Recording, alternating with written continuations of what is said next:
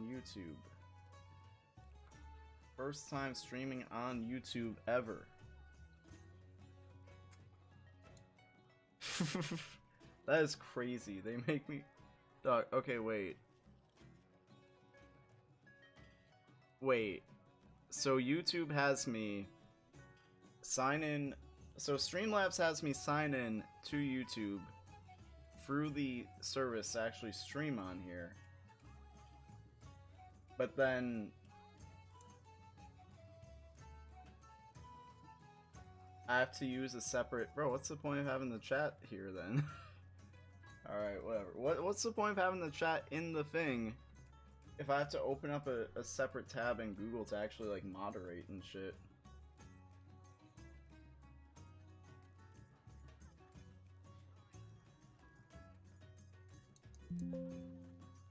Bruh, that's dumb. Okay. Alright, there's no one here. As I would expect. Is it even showing up? Hold on. Let me see. Can I see it? Okay, it's here. It's here. It is right here. Alright, copy. Alright, we gotta post this shit. Alright, it's time to post this shit.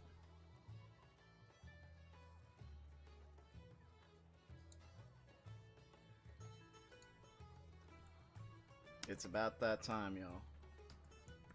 It's about that time, y'all. Wait, am I... Does YouTube get mad if I say swear words?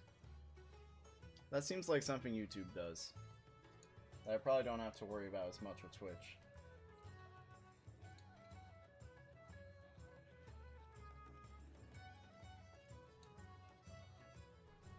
Alright, I'm gonna just drop these links, bro.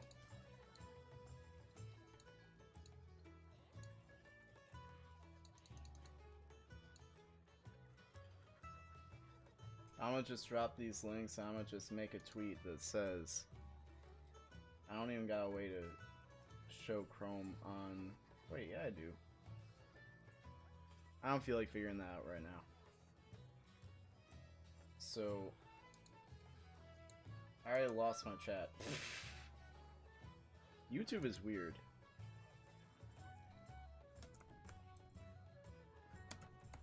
Let me see, if you wanna come...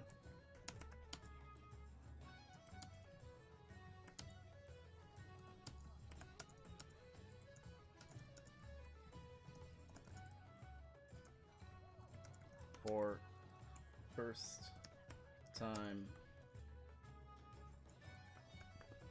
youtube.com/TomEPQM. Alright. I'm gonna wait until 6. Wait, shit, actually, hold on. I lost it. I lost the tweet. Hold on. I'm gonna delete that one.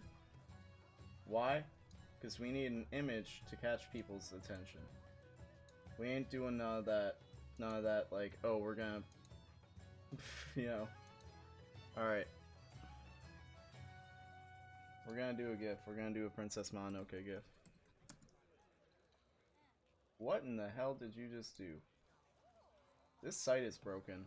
This site is so broken ever since Elon Musk broke it.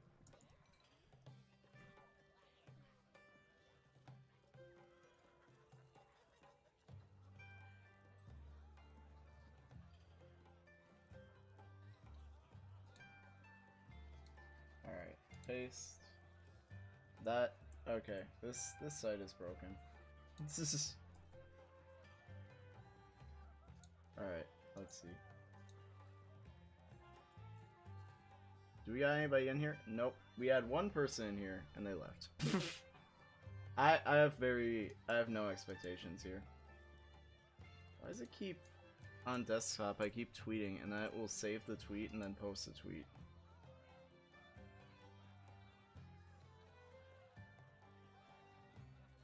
And yes, I am spamming on Twitter.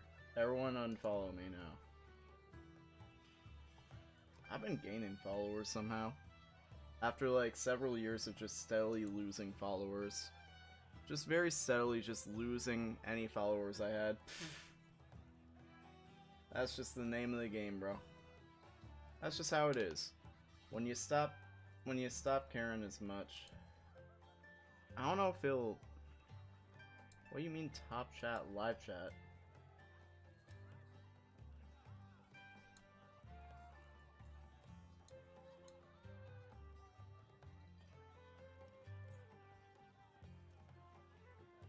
Okay, so it does show up on here. I just can't moderate through here for some reason. Well, I can't... Oh, for some reason, it's because it won't.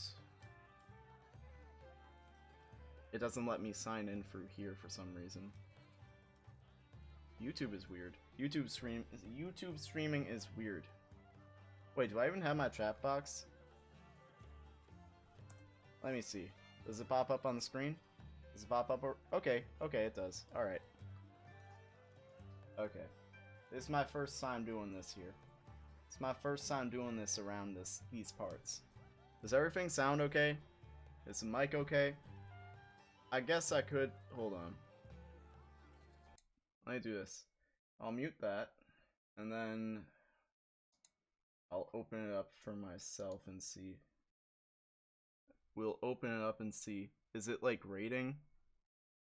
Because I keep seeing people jump in and... Though, that might just be the YouTube algorithm. Showing it to random people who are like... Wait, this sucks. Wait, how do you even use this link? Bro, I click on the link and it doesn't even...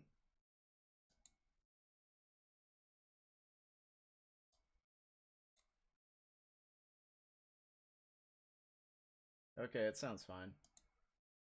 Okay. I don't know, maybe my computer's just dying. I don't know. This is the pre-show for now. Just chilling out. Seeing... We ain't got no people in here, though. Because, like... I guess that makes sense. I kind of had the expectation, like, okay, I have a lot more subscribers on YouTube. So you would think if I go live on YouTube, more people would come and watch on YouTube than on Twitch. But I also don't really upload to this YouTube channel anymore. I don't think I've... When was the last time I uploaded to this channel? Actually, let me pull that up right now. Let's just see. Let's just see. Why is this the first thing that comes up? Why is that like what my Google is, or what my YouTube is automatically? Let's see. That was 9 months ago? Wait, actually, it was within the last year? Damn, bro, I've had a crazy 9 months, dog. That shit was only 9 months ago?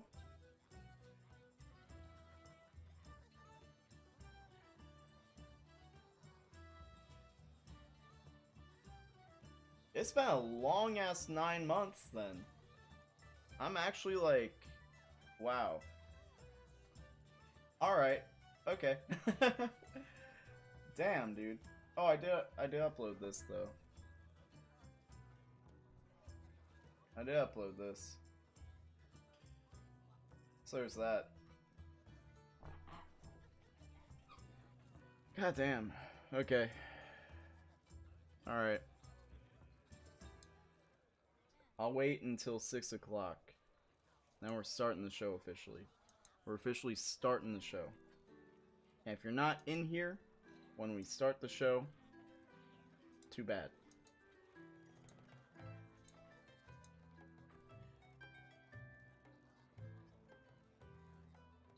The high five flow. Yeah, I mean, bro, at this point, I got no expectations for people to show up to any of my stuff. I don't got that expectation no more. I mean, listen, I'm gonna put in the effort, just for the sake of doing it, because I mean, I think that's fine. I think that's one thing, but like, I just don't got any expectation for like people like be coming in and stuff. But if they do, that's awesome. But if they don't, I mean, don't matter. It is what it is.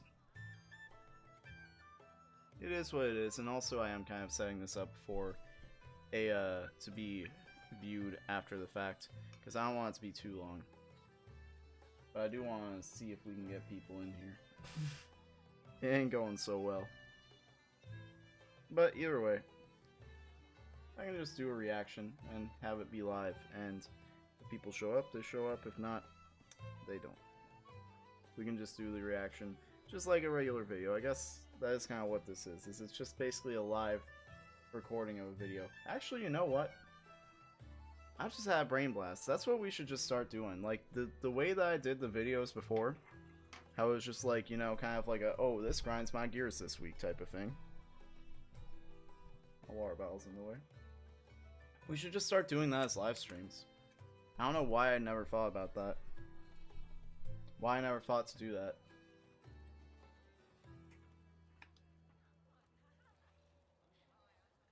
Press 1 in chat if you would show up. Yeah, I mean that's a smart way to do it.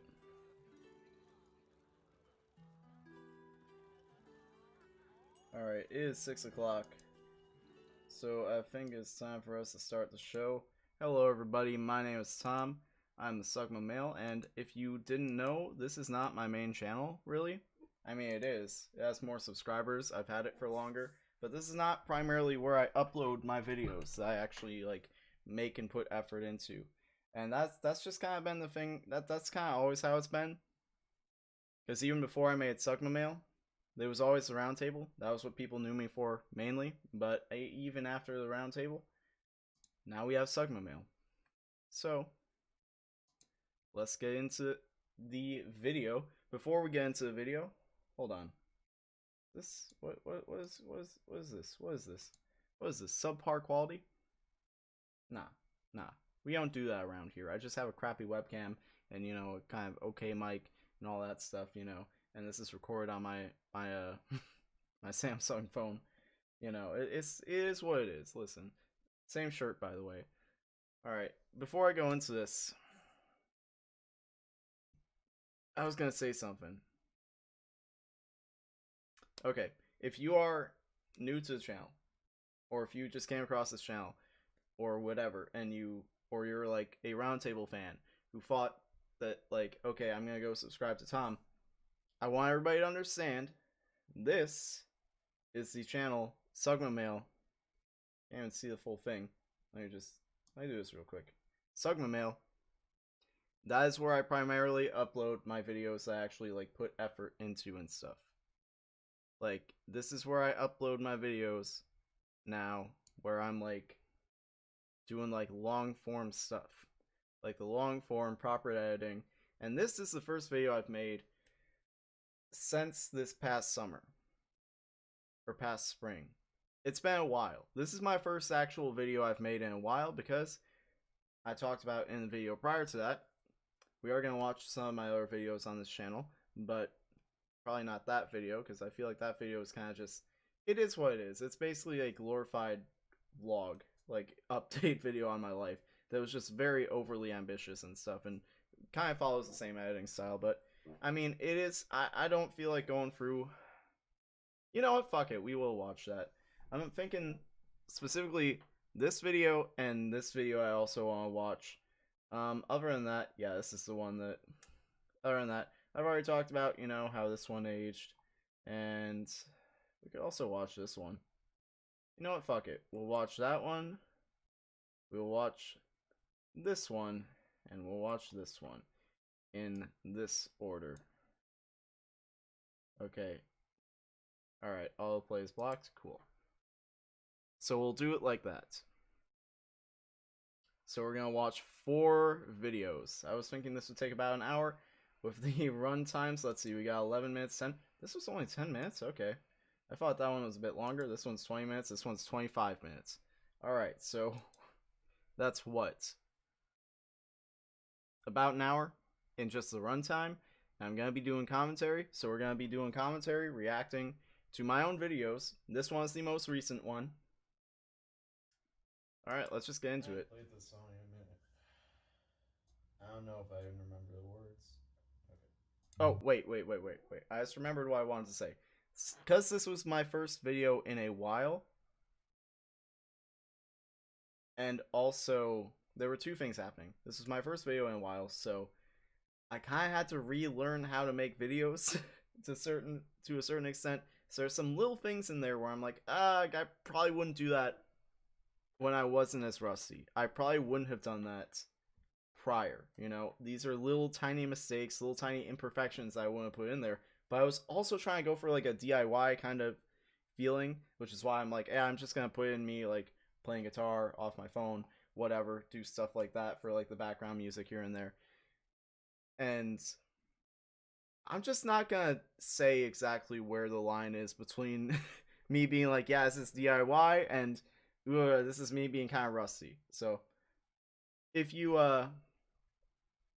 just know that, if you notice any like little mistakes here and there, just kind of understand it's somewhere in that spectrum.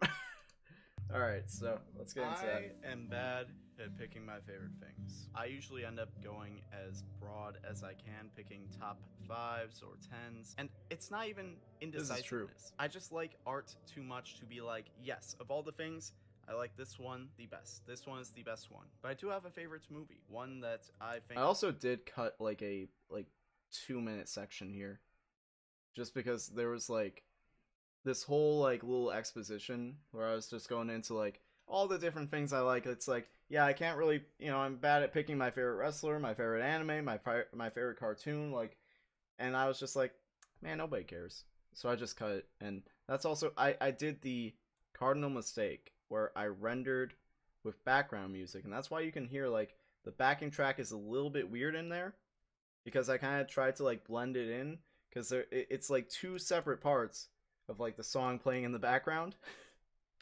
And I was like, I just kind of like jerry-rigged it in there. It's better than every other movie subjectively, if not objectively. It ain't The Godfather. I don't think it's a film pervert's dream, and it's not even really obscure or controversial to pick as my favorite. My favorite movie is Princess Mononoke. Damn, solid pick. So let's break this down into 3 things that you can judge really any story on, but I think Princess Mononoke handles really well. Objective, conflict, and message. Objective being the motivation of the characters. What is the end goal for the people we are experiencing the story through, and how does that tie into what the story is about? Conflict is self-explanatory. It is the problem at hand, the friction between the characters themselves, the situation, and the world. Then the message is whatever the story is trying to say. What is the goal of the text? What sentiment should you walk away with? So let's work backwards and come back around. The message of Princess Mononoke is to do the right thing, even when it doesn't matter, even when it seems hopeless, and like it's more trouble than it's worth. Still, do the right thing, which I personally appreciate because I do not agree with or identify with the idea that humans are naturally selfish or cruel creatures. That kindness or charity is something that is only done through incentive, obligation, or convenience. I think those who believe that are projecting. Okay, but like the bigger point I was trying to make was more so just like, you come across so many people who like either in their lives or in like the political like climate of the world and everything, they're just like, what's the point of like trying to change things? What's the point of trying to improve like my life or whatever? Because everything sucks anyways. Like everything has gone to shit. Like what's the point? And I just like, especially because, and here's the thing, is I kind of glossed over, because I feel like it's very obvious. It's not subtext. The fact that Princess Mononoke is an environmentalist movie, I kind of glossed that over, and it's specifically when it comes to the environments, there are so many people who are like, we're too far gone anyways, it doesn't matter. Nah, bro, like, you need a bunch of people who, like the characters in this movie, are like, I don't care. I don't care if it seems like, it's all over, it doesn't matter. We still gotta try. Like, bro, we are humanity. Like, that is what we are here to do. We are here to try. We are here to put our best efforts forward. And sometimes we will succeed against the odds, and sometimes we won't. But you know what? It is what it is. But you can't just give up. And that's kind of more so what I was trying to get at. And I feel like I didn't quite...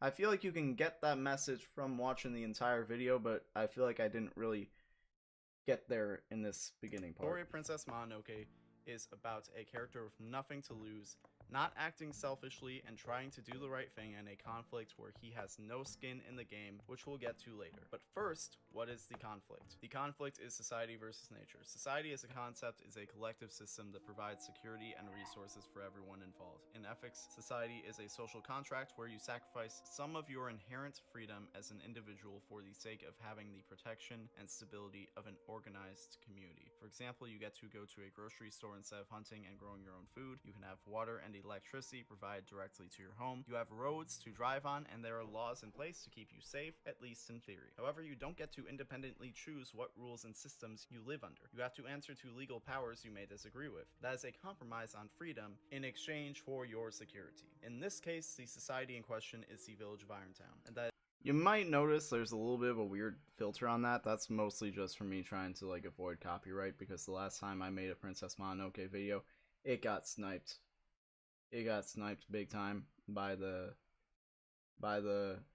copyright overlords, so I was kind of trying to avoid that with this one. It's at odds with the nature around it. The town as an entity is fighting off foreign foes and harvesting resources from surrounding areas for a rapid expansion that is not sustainable, especially when their leader wants to behead the spirit of the forest, at least eagerly willing to help the scummiest person in the story to do so. The individuals in this community do not have to agree with this process to be complicit. In fact, many of them understand that the actions of the community as a whole are destructive, but they're making that compromise in the social contract of participating in society. Similar to how most of us in America would rather our tax dollars not go towards blowing up kids overseas, but what are we gonna do as individuals? The option does exist in Irontown to go out on their own and live independently, but the land is so war-torn that they're better off sticking to their society. In fact, it is a pretty fair society with a high standard of living in the context of the world, a society which has empowered a lot of underprivileged groups, but a society which is still at odds with nature. San, Princess Mononoke herself, is a human representation of nature and stands against Irontown. Not necessarily as a choice, but as a result of her upbringing and environment. San is on the right side of the conflict. Don't let anyone tell you that the I had to put that in there because I've seen so many Princess Mononoke videos. They're like, the message of this movie is that you shouldn't pick sides, you should stay in the middle. Like, they were trying to say like, oh, it's a centrist. It's like, no, there are no villains in this movie. No one's a bad guy. No one's really a bad guy. I'm like, bro, we did not watch the same movie. We did not consume the same, like, how do you walk away and think that? Like, it's very clear who the good guys and who the bad guys are. Like, I feel like it's explicit. It is clear that, like, yeah, like, San and, like, nature are the good guys. The town, and specifically, like, the imperialist leaders that are trying to, like, just gut all the resources from the surrounding area for their own, like, personal gain, are the bad guys. But they're like, oh, but like, and that's why I went into that whole thing in the beginning about the compromise between like freedom versus being in society and having that protection and everything. And it's like, dude, like, yeah, because like I saw something recently where someone was talking about how like Japan has committed like some of like the worst like crimes against like the worst war crimes in history, and like having apologized. I'm like, you know, that's true, but I'm American. Like, even if I'm like also an indigenous American, like I'm still American. I still grew up in America. I grew up in the general population of that. Like, I can't be like, man, Japan is real screwed up because like look what's on our hands. You know, I may be exempt from like that one really big atrocity, but like I still got blood on my hands from plenty just by being an American outside of that, you know? So it's like, that's just kind of what happens, and that's kind of what the story is trying to portray, is like, you know, the individuals within a society are not really reflective of the sins of the governance and etc., you know? So like the fact that they try and make it out to be like, oh well, because the people in Irontown are, you know, there are good people in there, that means that both sides are, you know, equally valid. It's like, no, bro.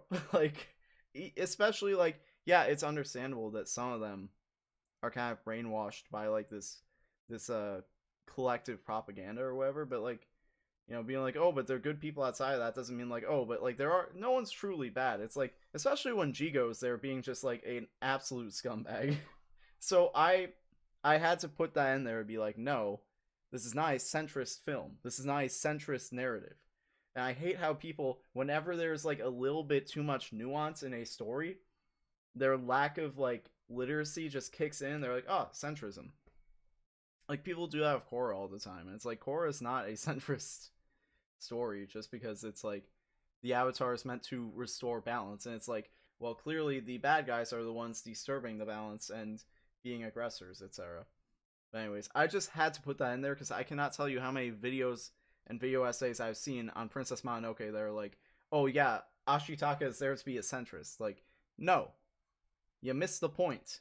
The text is a centrist one just because it steelmans the benefits of living in a society. It doesn't villainize the citizens of Irontown or try to make San a perfect victim, because that's not what these situations actually look like in real life. Lady Eboshi, the leader of Irontown, is an imperialist whose main motivation is to rule the world. The aggressive harvesting of resources is not to maintain a quality of life in Irontown, it is for rapid expansion and creating a military state, arming every single citizen to be a soldier. Then, when given the choice to behead the spirit of the forest or aid her community that was being rampaged by samurai, the women and sick were on the ropes trying to defend their home, Lady Eboshi chose the former. She aligned herself with an ally who put her soldiers on the front lines as human shields, while setting off landmines from underfoot and dropping grenades from overhead. Lady Eboshi is a girl boss in the worst way. Then I also gotta say, there are plenty of points in this video where I wanted to put in, like, here's the thing.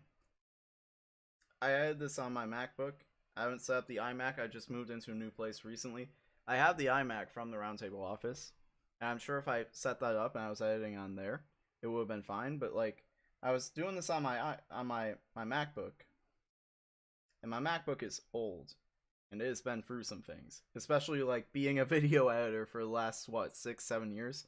So, I put in the full timeline, the full movie for Princess Mononoke, with the audio, with everything, and it was lagging out Premiere so bad that I had to just like re-render it in a way where it's like I was just working with the movie with no audio, because I was working with the dual audio from the MKV, and like just the way it ended up, I wanted to put in like specific quotes. Like there is a specific quote where like one of the townspeople is saying that, like, yeah, no, Jigo's men, he was setting off the landmines. He didn't tell us about the landmines from underneath or the grenades coming from overhead. And I want to put in that specific quote, but by the time I got to that point in editing the video, the audio was already gone off the timeline, and there was no way I was going back. Especially with, like, I kind of cut it close on this because I wanted to get it out by the 15th. I kind of cut it close, and there was no way I was going back and, like, realigning the audio and finding, like, the exact everything when I just put it in the recording anyways. And I mainly did that as, like, a temp, but I just ended up, you know, that was one of the things where it's like, yeah, I'm kind of rusty at making videos. Because if I was a little bit more in the groove, I definitely would have just put in the clips. Because I feel like that makes it flow a little bit better if you have like the actual audio from the source material spliced in there. And that was also like a thing that H-Bomber guy put in that plagiarism video. He's like, oh, why are people just like reading out quotes from this stuff and acting like they came up with it? So yeah, H-Bomber guy, come after me over that one little thing where I was just like too lazy to put in the direct clip. But yeah, I mean, that is one thing where I'll admit that wasn't me doing the DIY thing. That was me being like, all right, just kind of being lazy there. Just a greedy, two-faced scumbag with no redeeming qualities other than just being very charming. San's main motivation is the preservation of the land and protecting nature that is being robbed of its resources, if not just straight up destroyed. And to her, if she has to crack a few eggs, that is just the price of the omelet. From her perspective, Irontown is only a destructive force. It is only a force of war and conquest. San has not grown up with the privileges of living in the society, so there's no conflicting interest in seeing these actions continue for the promise of a better life. For this reason, San is a bit reactionary, but she is right. Her cause is just. But she is not operating with the whole picture in mind, and it almost seems as though she doesn't want the full picture. She hates humans, and there is no justification for the negative environmental impacts they have had, and it is objectively true that Irontown is steamrolling towards mutually assured destruction with the world around it. There is no room in San's heart for compassion or understanding for the factory workers who are just trying to put food on their tables, or the sick who rely on the prosperity of the town to provide care. All San has seen from humanity for her entire life is their efforts at destroying everything she holds dear. It is a hopeless situation where she resorts to violence as her only means of rebellion. And some people think that makes her just as bad as Lady Eboshi, or potentially worse, which is because, like in real life, the state has a monopoly on violence. Also notice how, you know, they're kind of doing that in, this whole, the whole thing going on currently. How it's like, you know, rebelling against the structural violence against you, and you're not a perfect victim. You're kind of, you know, there's some things that people can kind of, you know, bring up in the coverage of how you're resisting that aren't ideal. That are kind of, you know, a result of you being in a desperate situation. Just saying, just pointing that out. We are conditioned to salute military and law enforcement for resorting to violence, but Will Smith is a monster for slapping Chris Rock on TV. It's also because of a misinterpretation of the main objective of the main character. We are introduced to Ashitaka as he defends his village from a forest god corrupted into a demon by hatred. Immediately, Ashitaka is— oh boy, do I feel like it is necessary in so many cases to be like, people have completely misinterpreted like the actual like intention of certain characters or objectives and stuff. Because this is a perfect example. This is why people are always like, oh yeah, this is a centrist film. Because of one line that is taken to mean something that it is not actually saying. And that is the whole eyes unclouded line. It's like, go and see things with eyes unclouded. And that's really just meant to say, like, don't let your emotions get in the way. Just look at what's going on and fight for what you know is right, ultimately. Like, don't let your immediate reactions, because you are completely disconnected from this. You are, you know, out of the game. But people take that to mean, like, ah, yes, he is a centrist. Is that an animation error there? Is that just lighting, or is that an animation error? Is that always how it's colored? Who is willing to kill, but with respect and I guess that's always how it's colored. In this battle, the curse mark is transferred. Ashitaka bears the curse, and it will spread across his body to kill. That's not an error. There is no cure, and he is all but pronounced dead in that moment. And the village oracle offers him an option to give his final day's meaning: to go west, where the beast was cursed, and try to resolve the hate that caused the curse with eyes unclouded. That is the stated objective of Ashitaka: to bring this complex conflict to an end with no hope of finding an answer and no hope that he will see what progress he might make. To plant a tree he won't be around to see. He acts on his values detached from the outcome. His motivation is purely to do no harm and help where he can, knowing his efforts in his final days will likely amount to nothing but making that effort anyways. And this gives the entire story a very nihilistic, stoic tone with a ton of emotion bubbling just beneath the surface, embodied by Ashitaka as a character. Also, just so everyone knows, all the music I used in this video is either stuff I made myself, either in GarageBand, or it's from that the mix of like the video I made. I'm gonna just bring it up real quick. It's this one right here. It's either from that, it's either something I made in GarageBand, or it's from Warcraft or World of Warcraft. So just so everyone knows, because people always be asking me, oh, where's the song from? Where's the song from? Because I know people are like, oh, I wish that YouTubers would put every, like, little, like, credit every little thing, you know? Every little, like, piece of music they use. Sometimes I feel like that affects the immersion, personally. If you ask, I will tell you, but there's a lot of stuff I make myself, either in GarageBand or just through mixing stuff together. Or it's something that I took from somewhere, and in those cases I usually don't want to give it away, because it's almost like a kind of, like, a magician doesn't want to reveal his tricks type of thing. Because it's like, the context of, like, I feel like a lot of people might not pick up on the fact that this next section has Invincible playing. You know what I mean? I feel like a lot of people are going to watch that, and even if they know, even if they've played Wrath of the Lich King, even if they followed, like, Warcraft 3 and Arthas' story, they might not pick up on that But in the moment, they know the emotion they're feeling, you know? Which is the point of using the background music to begin with. So it's kind of a thing of like, I don't want to reveal my tricks. But if you ask me in a setting like this, I will tell you that's where I got the music. Ashitaka comes across very flat and rigid, likely from the fact that as soon as we're introduced to him, his hope for life is shattered. He is in a catatonic state because he knows he's gonna die a painful death, and it is all downhill for him. But he still remains compassionate and empathetic, and there are moments where you see glimmers of intense emotion. Ashitaka also isn't a centrist in the conflict. He hears out both sides and wants to prevent casualties across the board, but ultimately, he does choose to side with... I also feel like at some points in this video I didn't make the background music loud enough.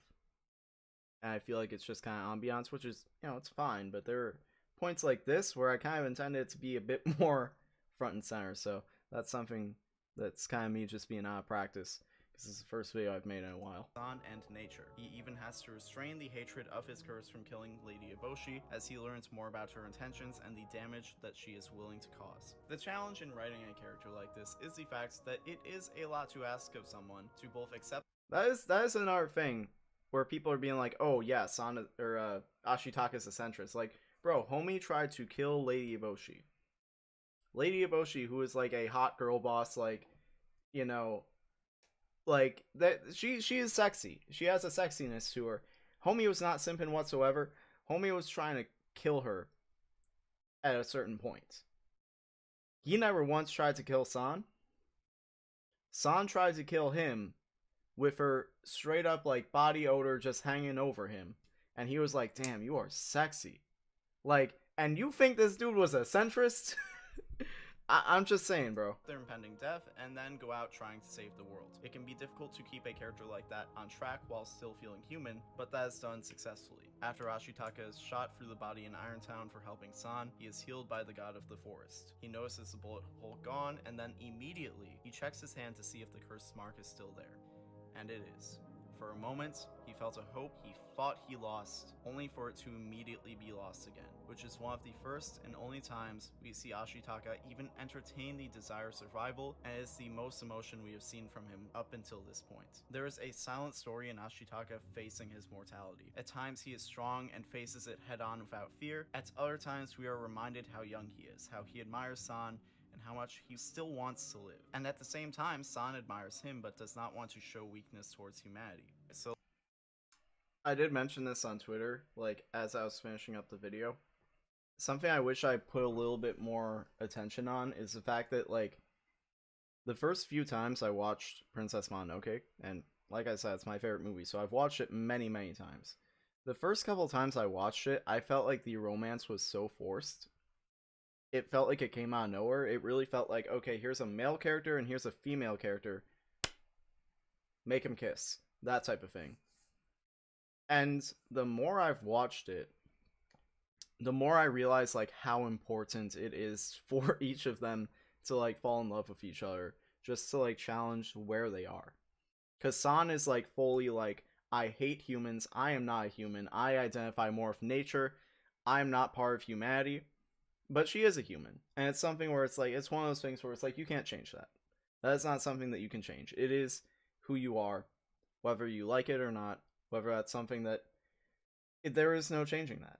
You know, it's like, you can be integrated into the community of nature and be a part of that, but at the end of the day, you're still a human. And at the end of the day, you are falling in love with another human. And Ashitaka is over here like, I'm accepting my fate, I'm accepting that I'm going to die, and that's all good. And that's like, but here's this girl, and you're falling in love with her, and now you have a reason to live. Have fun accepting that you're gonna die when you have a clear reason to live now. And I feel like that makes that incredibly important. I feel like I kind of touched on that here, in this little last section right here, but yeah, I kind of feel like I wish I put a little bit more emphasis on that. Let's be subjective for a second. Because I think that's really everyone cool. Always wants to be objective so they can say, I'm right and you're wrong. I don't care. I've always been strange. I'm not trying to not be strange. If the stuff I like or the reason I like it doesn't fit what everyone else does, that doesn't make me like it any less. So Preach. I'm going to take a moment to explain my point of view, and maybe you will agree with me. Something I found myself enjoying about Miyazaki films is they are children's cartoons at the end of the day. They are made for children, they just don't talk down to children. Therefore, what you start to see is a collection of films that appeal to people of all ages. Because at the end of the day, we all have an inner child, which I think these films speak to in a way that you only come to appreciate more and more over time. I think, and I'm making an assumption here, I think most of us, when our brains turn on when we're children, we have this sense of unfiltered innocence and fear and vulnerability that we think goes away. We think our parents don't have this, our heroes don't have this, grown-ups have it figured out, but I think that is a human piece of who we are throughout our entire lives that never actually goes away. Even as we grow old on the outside, there is still that core. That's a part of myself I'm hyper aware of whenever I watch these films. I become aware of my own mortality, how we are all just children who should grow old one day, but either way, there will be a day where all of us are no longer around. And Princess Mononoke, I think, especially captures this feeling, experiencing the story through a young man who should have his whole life ahead of him, but believing those days won't come. I find it incredibly inspiring and comforting that in those final days, instead of just accepting— Bro, I can hear how out of practice I am speaking for a video. And a lot of people always, like, here's the thing, right? I'm totally comfortable with public speaking. It is one superpower I have. It is one thing where it's like, you know, there are plenty of things in life that I cannot do, where I'm just not, like, physically or mentally gifted in. One of the things that I'm definitely, like, special with is, like, okay, that sounds weird to say. Something I definitely have is, like, a talent that not everyone has, like an aptitude, is I can get in front of a bunch of people and just start talking. Like, I don't feel nervous. I don't feel any type of, like, shame or whatever if I mess up or whatever. I just start talking. And I can talk to a room full of people. No nerves, no butterflies, no nothing. I mean, maybe a little bit, but I feel more comfortable in front of a group of people, like a crowd of people, like on a stage, than I do, like, talking to a person I don't know super well, like, one-on-one, you know? So, what I want people to understand is speaking in general, and speaking specifically for a YouTube video, especially for how videos have become, like, super hyper optimized as, like, this fucking, like, algorithm formulaic fucking bullshit of, like, you need to speak in, like, you can't really use your normal cadence, you have to edit everything into, like, super precise little sound bites. It's hard. It's a skill, it is a specific skill, and it is kind of tough, especially when you're reading off a script, which I am here. Don't know if anybody noticed. Yeah, I also did this little, like, backlight thing that I feel like, you know, I'm probably not gonna do again, but I was just kind of goofing. I was like, let's see how this looks, and I don't dislike how it looks, but I'm like, this is definitely a one-time thing. Doom, Ashitaka chose to do what he can to make the world a better place before he's gone. What the story of Princess Mononoke does is demonstrate how much you can accomplish in a hopeless situation if you don't give in to doubt and instead follow your heart with everything you have left. That is what it means to live. And at the end of the day, all of us want to live. It's over. Everything's over. The forest is dead. Nothing is over. The two of us are still alive. Now will you help me, son? That was one of the few parts I actually made sure. That was, like, one of the first things I edited. I wanted to make sure I had the soundbite in there, because I just remember watching the film and realizing, like, that was, like, a turning point for, like, the entire message. Is Ashitaka going from, like, yeah, I'm ready to die, whatever, to, like, San then falling into doomerism, being like, it's over, like, we failed, and he's just like, nah, man, we're still alive, bro. Like, he went from a dead man walking to, like, nah, I'm still alive, I'm gonna still do what I need to do. I'm gonna still do it, you know? So I felt like that was really important to get in there. Alright. And that's about it. That's all there is for this video. So we're gonna switch over to the next one. And it just so happens that every time I make a video about a Ghibli movie that even involves a Ghibli, because this wasn't about Kiki's Delivery Service, I just talked about it a little bit in there. every time, I mean, it always comes out somber because real life always comes in. I don't remember exactly what point in the last year this was. I believe this was shortly before I left the round table. And what was this? This was 10 months ago. I want to know what the exact date was. March 3rd. Okay. So at that point, well, the thing is I think, because Kevin just posted about it, it was around just after the 1 year, because it was just the 2 year anniversary of when Kevin's girlfriend and our friend Emily passed away in a car accident, which I'm not going to go too much into because I feel like it's not really my place to go into, but it did affect me, you know, and that was like one of the first times where someone my age who I knew, who had like a profound impact on my life and had a presence in my life, was just gone out of nowhere. Like, I had no expectation that would happen. Zero expectation, because I'd had times where, you know, people I knew my age had passed away, but it would be like, you know, they got really sick. Like, I had a friend in my teens who passed away, but he was in the hospital with leukemia for a long time. And I was just kind of assuming, like, he'll get out, you know, he'll be out of the hospital and he'll be fine. And then he wasn't, and that was kind of like, oh, okay, like, I guess we're not invincible. And then I think I just kind of processed it as like, okay, but that was him because, you know, he was sick, you know, that's not gonna happen to me. And then I think when what happened to Emily did, I think that was when I was like, oh, okay, no, we're just not invincible. Like, it can happen. It truly made me stop and reflect and truly appreciate life a lot more, realizing that, like, it can just be taken from you, because that just sucked. And then it was like a year after that, last year, my last dog we had to put down. So I was just kind of like, okay, dealt with a death before, now it's a different kind of death, but it's still like kind of bringing back those feelings, kind of bringing back like that, you know, emotion. So it was like, damn, okay. And then like that kind of put me in a place where I made this video.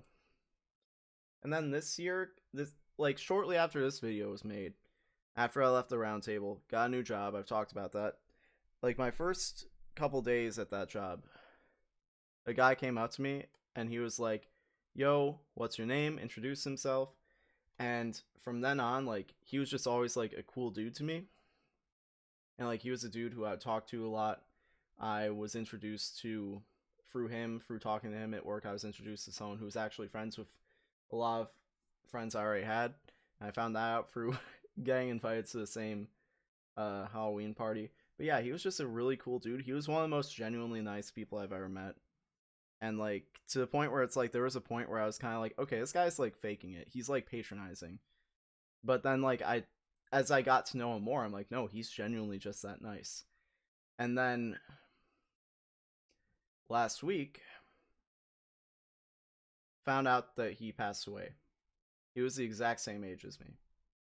And then I got a text the next day from my mom saying your cousin passed away.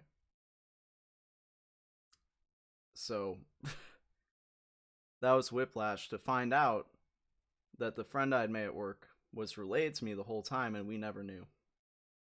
And I'm gonna be honest, I haven't known what to do with that information since I got that. And yeah, that was kind of what was going through my head as I was finishing up that last video.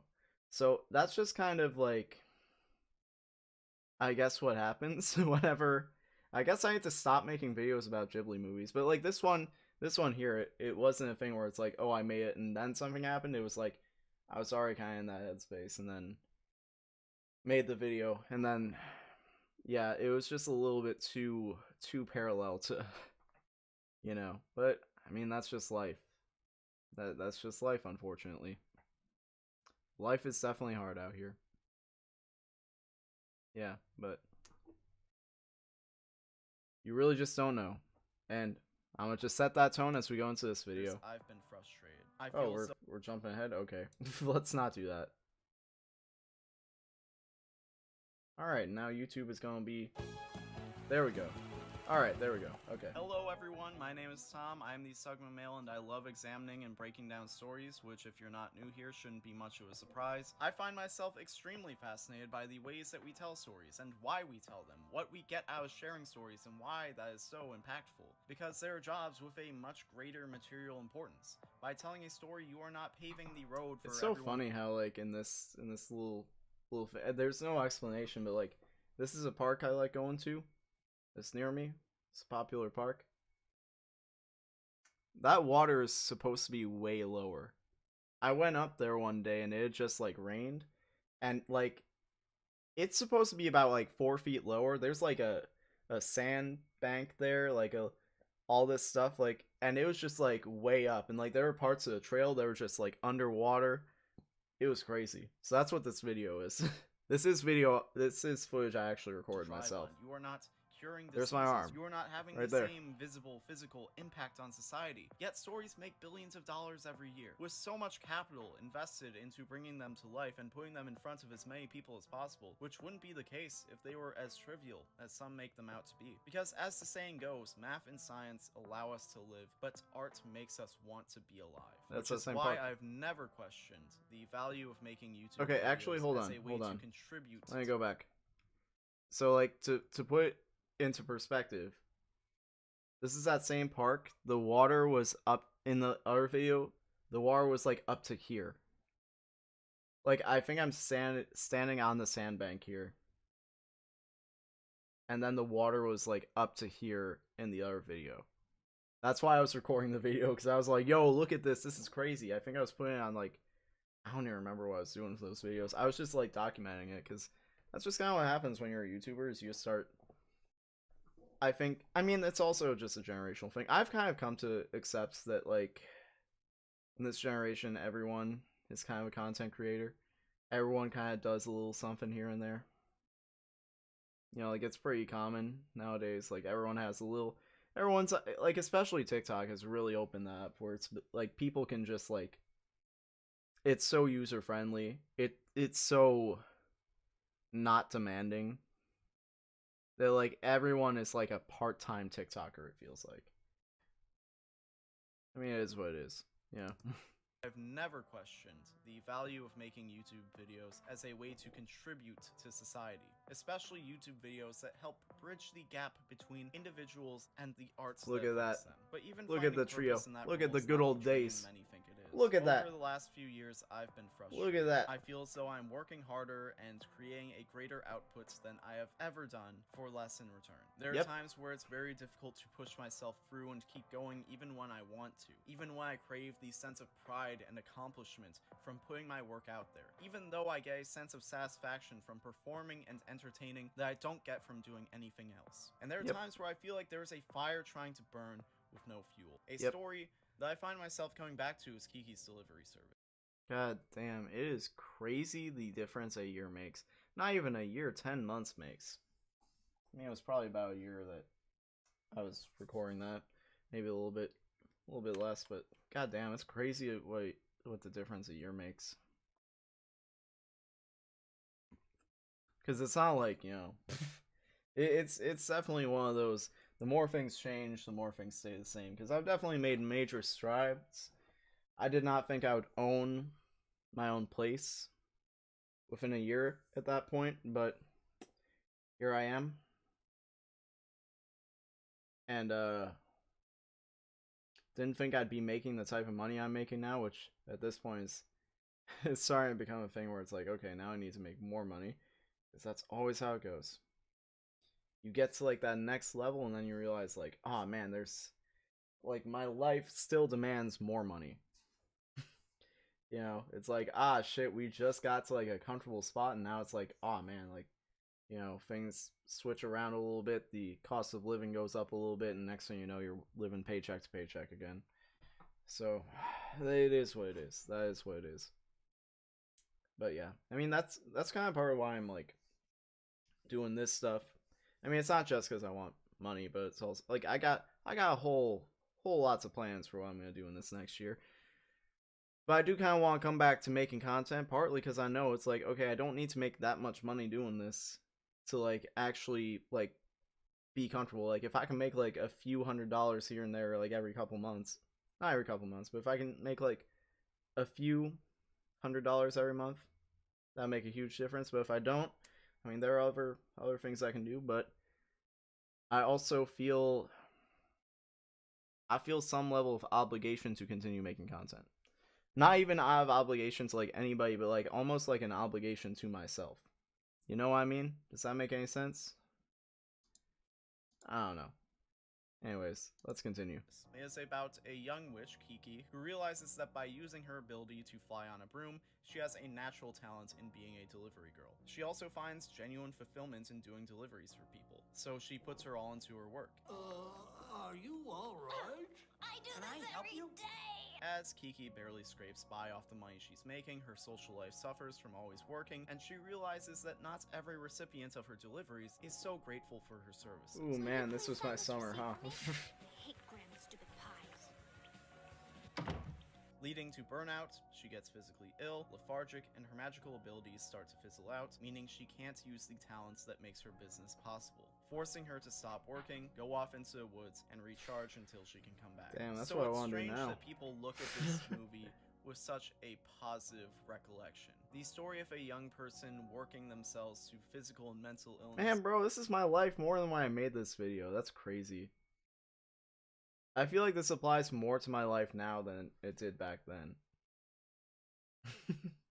That's crazy. Like, I really do feel like I'm in the exact same situation there. I mean, I'm making... It's cool, but, like... it truly is, like, a point where I'm just working and I'm, like, hitting all the, like, checking all the boxes, but then, like, I don't have the comforts or the flexibility or the freedom with my financial situation to actually like enjoy life. Especially when it's like, it's not even like I'm the only person who feels like Kiki. I feel like this is like every person my age.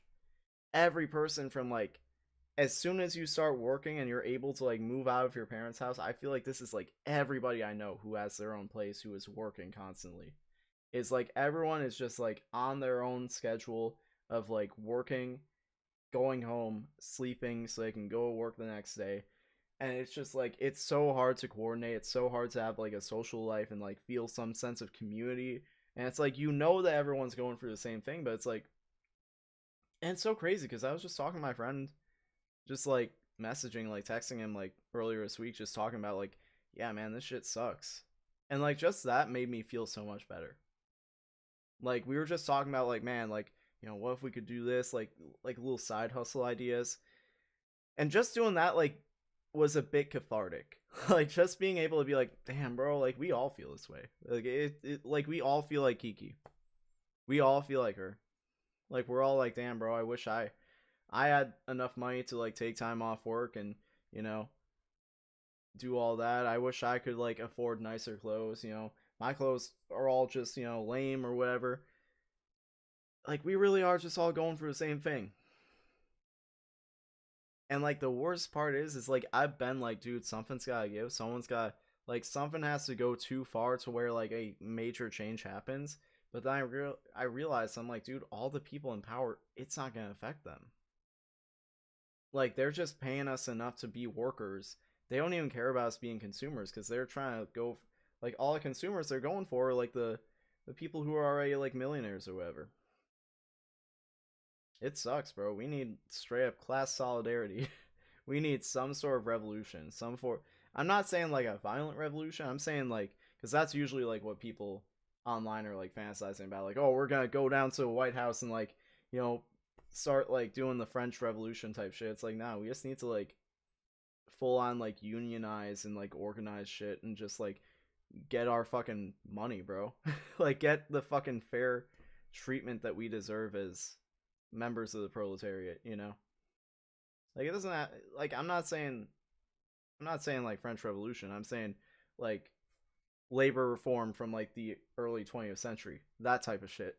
Which I'm to sure support there's. themselves financially. I'm is sure not that was kinda exactly messy a too, happy but- story. The happy ending is that she had to stop That's everything American. until she could return to normal, with the silver linings of an appreciation for the relationships in her life and presumably a better understanding of work-life balance. She's not achieving anything grandiose. She didn't achieve financial stability, she didn't reach a long-term goal, or really any cultural signifier of success. It's a story ultimately about the struggle of being working class. Yep, Kiki is yep. barely able to make ends meet, Yep. even with the charity of others. She barely has enough to spend on groceries Yep. while also wishing for simple luxuries, like the Yep. ability to express herself through her wardrobe. I Damn, wish I homie's had spitting, something bro. pretty to wear. My dress is so ugly. Being able to make friends and have I an wasn't even identity going through it outside like of that labor before. proves to be incredibly difficult, at least Nah, I was more so going through like the social isolation part of it, which like dude, I cannot explain to y'all.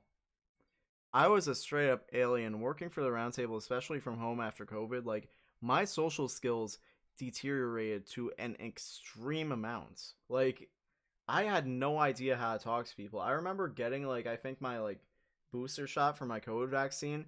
I walked in there and like the lady like said something to me and I just was like, I don't know how to talk to you. Like I genuinely like she said like, oh, can you like, oh, you're supposed to go over there, and I was like, yes. And like I felt like an alien. Like I didn't know how to talk to people anymore. I was like, this is a problem. But now I have a job where I see people every day. I'm constantly, you know, interacting with people. So now I feel like I'm like back to like a normal, I feel like a normal human being again. You know, so it's like there's that, but that's like trying, like we're all trying to interact with people outside of work too, but like that's just impossible to do at this age bracket, fucking tax bracket. It's just, it feels impossible, bro. Yeah, I mean, dude, I just want to make enough money. Here's the thing. I'm saying just. I want to be able to make enough money to where I can just, like, if a friend, like, I can be like, because I've heard some people be like, yo, I had to, like, ask my friend, how much money do I have to pay you to take time off work so we can go do this thing? Like, I want to be in that financial situation where I'm like, dude, yeah, and it's like, time really is money, because it's like, it just be sucking, though. It just be sucking, dude. It just be sucking. I don't know how every time I do a live stream, this is just kind of work. I just start going on a rant about life. Because, I mean, this is just, it's reality. It's what everybody's dealing with, it seems like. And it's tough. This is what everybody I work with talks about. This is what all my friends talk about. It's like, bro, we're all tired, dude. We're all like, man, we are not living. And I'm sure we're not the first generation to deal with this, but, like, I feel like we get so much flack for being, like, the first generation that's like, bro, we need to do something about this. Like, this is not acceptable, you know? in comparison to other people her age. It really is a very melancholy picture, and yet for so many people, this film is comforting. It makes me feel seen. There are a lot of emotions that are too familiar to me, whether it be spinning your wheels in financial insecurity, the natural alienation from others for having an unconventional career path, which comes with social isolation leading to resentment and insecurity and jealousy, asking why things that come so naturally to others feel so far out of reach for you. I meet a lot of people, and at first everything seems to be going okay. But then I start feeling like such an outsider. Or the realization that maybe the saying, do what you love and you'll never work a day in your life, isn't true. And then second guessing if you actually do love what you do. Maybe it feels like work because you don't love it the way you thought you did, but you're also obsessively and compulsively wanting to work even when you're too burned out to keep going. Flying used to be fun until I started doing it for a living. Hey, wait. You can't not enjoy flying. It's a very romantic look at a sad I'll mystery, say but this. at its core, I've it is never said valid. what I actually do now for a living, but it is something that people do in their downtime. It's something I've done in my downtime before. I never want to do it just for fun anymore. Now it's just work. It is completely something that I have no interest in doing outside of work. All my coworkers seem to still do it, but like I'm just like, nah, dude. Listen, bro. I come into work, we do our jobs, we go through it with that. Once I clock out, nope. I'm not interested. That's it. We're done. You know?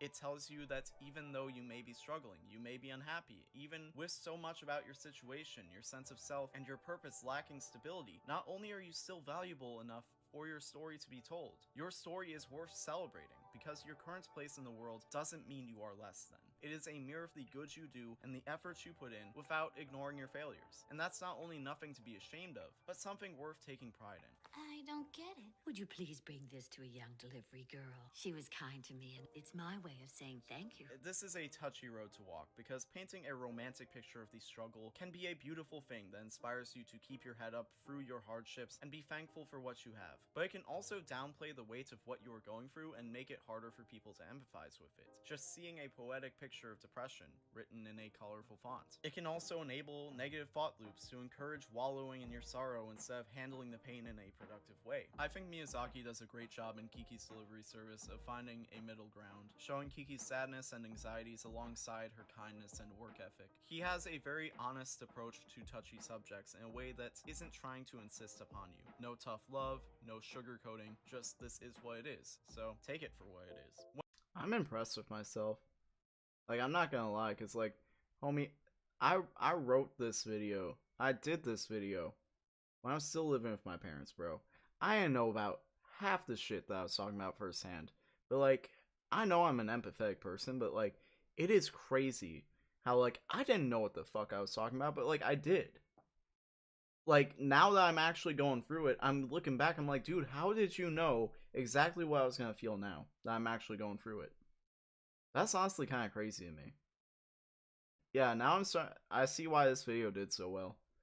Like, genuinely. Like, it's really hitting that. When we're sad, we usually seek out media that is also sad. Sad songs, sad films, sad TV shows. To get lost in an honest story that tells you what the situation is and gives you permission to just sit with that is what really helps people process their emotions. You don't need to hear that there is some meaning behind what you're going through, that your feelings are a puzzle to be solved and on the other end is some cure for all your suffering. You definitely don't need to be encouraged to start blaming yourself and spiraling down. You just need the space to sit with reality and take in the fact that you're sad, and it sucks, and one day you won't be sad, but it's okay to be sad right now. And sometimes it's easier to be sad in a fictional world. And I think this is where escapism comes in. So, this is purely based on observation, but I think that sometimes when we are at our lowest, we allow ourselves to be open to media that we usually wouldn't. I'll give you an example. If you watched the Roundtable, you'll know I made a video last summer that was basically saying that Miraculous is garbage, but it's my garbage. Nobody who likes Miraculous is under any delusion that it is not incredibly flawed. And I can't remember what or why, but I remember the day I decided to watch Miraculous for the first time. I was feeling sad and hopeless. I even went into the show expecting not to like it based on a lot of the flaws that jumped out at the beginning, but then it ended up being one of my favorite shows by the end of the day. It was almost like I was willing to accept it for what it was, out of respect for the fact that even in my sorry state, it made me feel accepted. And something similar happened. Damn, bro, now I got hair again. It is hanging on by a thread though. I ain't gonna pretend. Like, it is getting worse, but whatever. We've been there. We talked about that. It is what it is. I know that I can shave it off at any time and it'll look fine. I'm not worried about it. A year ago when I watched Ranma 1/2, and there are plenty of we've done criticisms that. I can levy towards Ranma 1/2 on an objective level, but I just became so attached to the characters. Ranma and Akane both have this annoying sense of pride that causes them to butt heads and antagonize each other constantly, because they are in an arranged engagement, and as most teenagers in a situation like that would, they instinctively rebel against the idea and direct that towards each other, despite the fact that they both clearly have feelings for each other, and it turns into this game of turtle where they clearly want to be accepted by the other in a romantic capacity, but neither is willing to actually outright admit that. Yo, wait, this is sounding familiar. Anyways, both of them attract a variety of suitors from both past and present, and it creates an unspoken alliance between them because even though they refuse to admit it, they both want to be with each other. So when there are situations that threaten their arrangement, they tend to align in order to protect that with some slight deviations here. Man, Oh, that's not what I meant. I take it back about you being cute. I should Cares if rewatch I'm not Ranma. cute? Anyway, I like you better in short hair. The premise of the story also plays a role in demanding vulnerability from each party. Ranma? Is it you?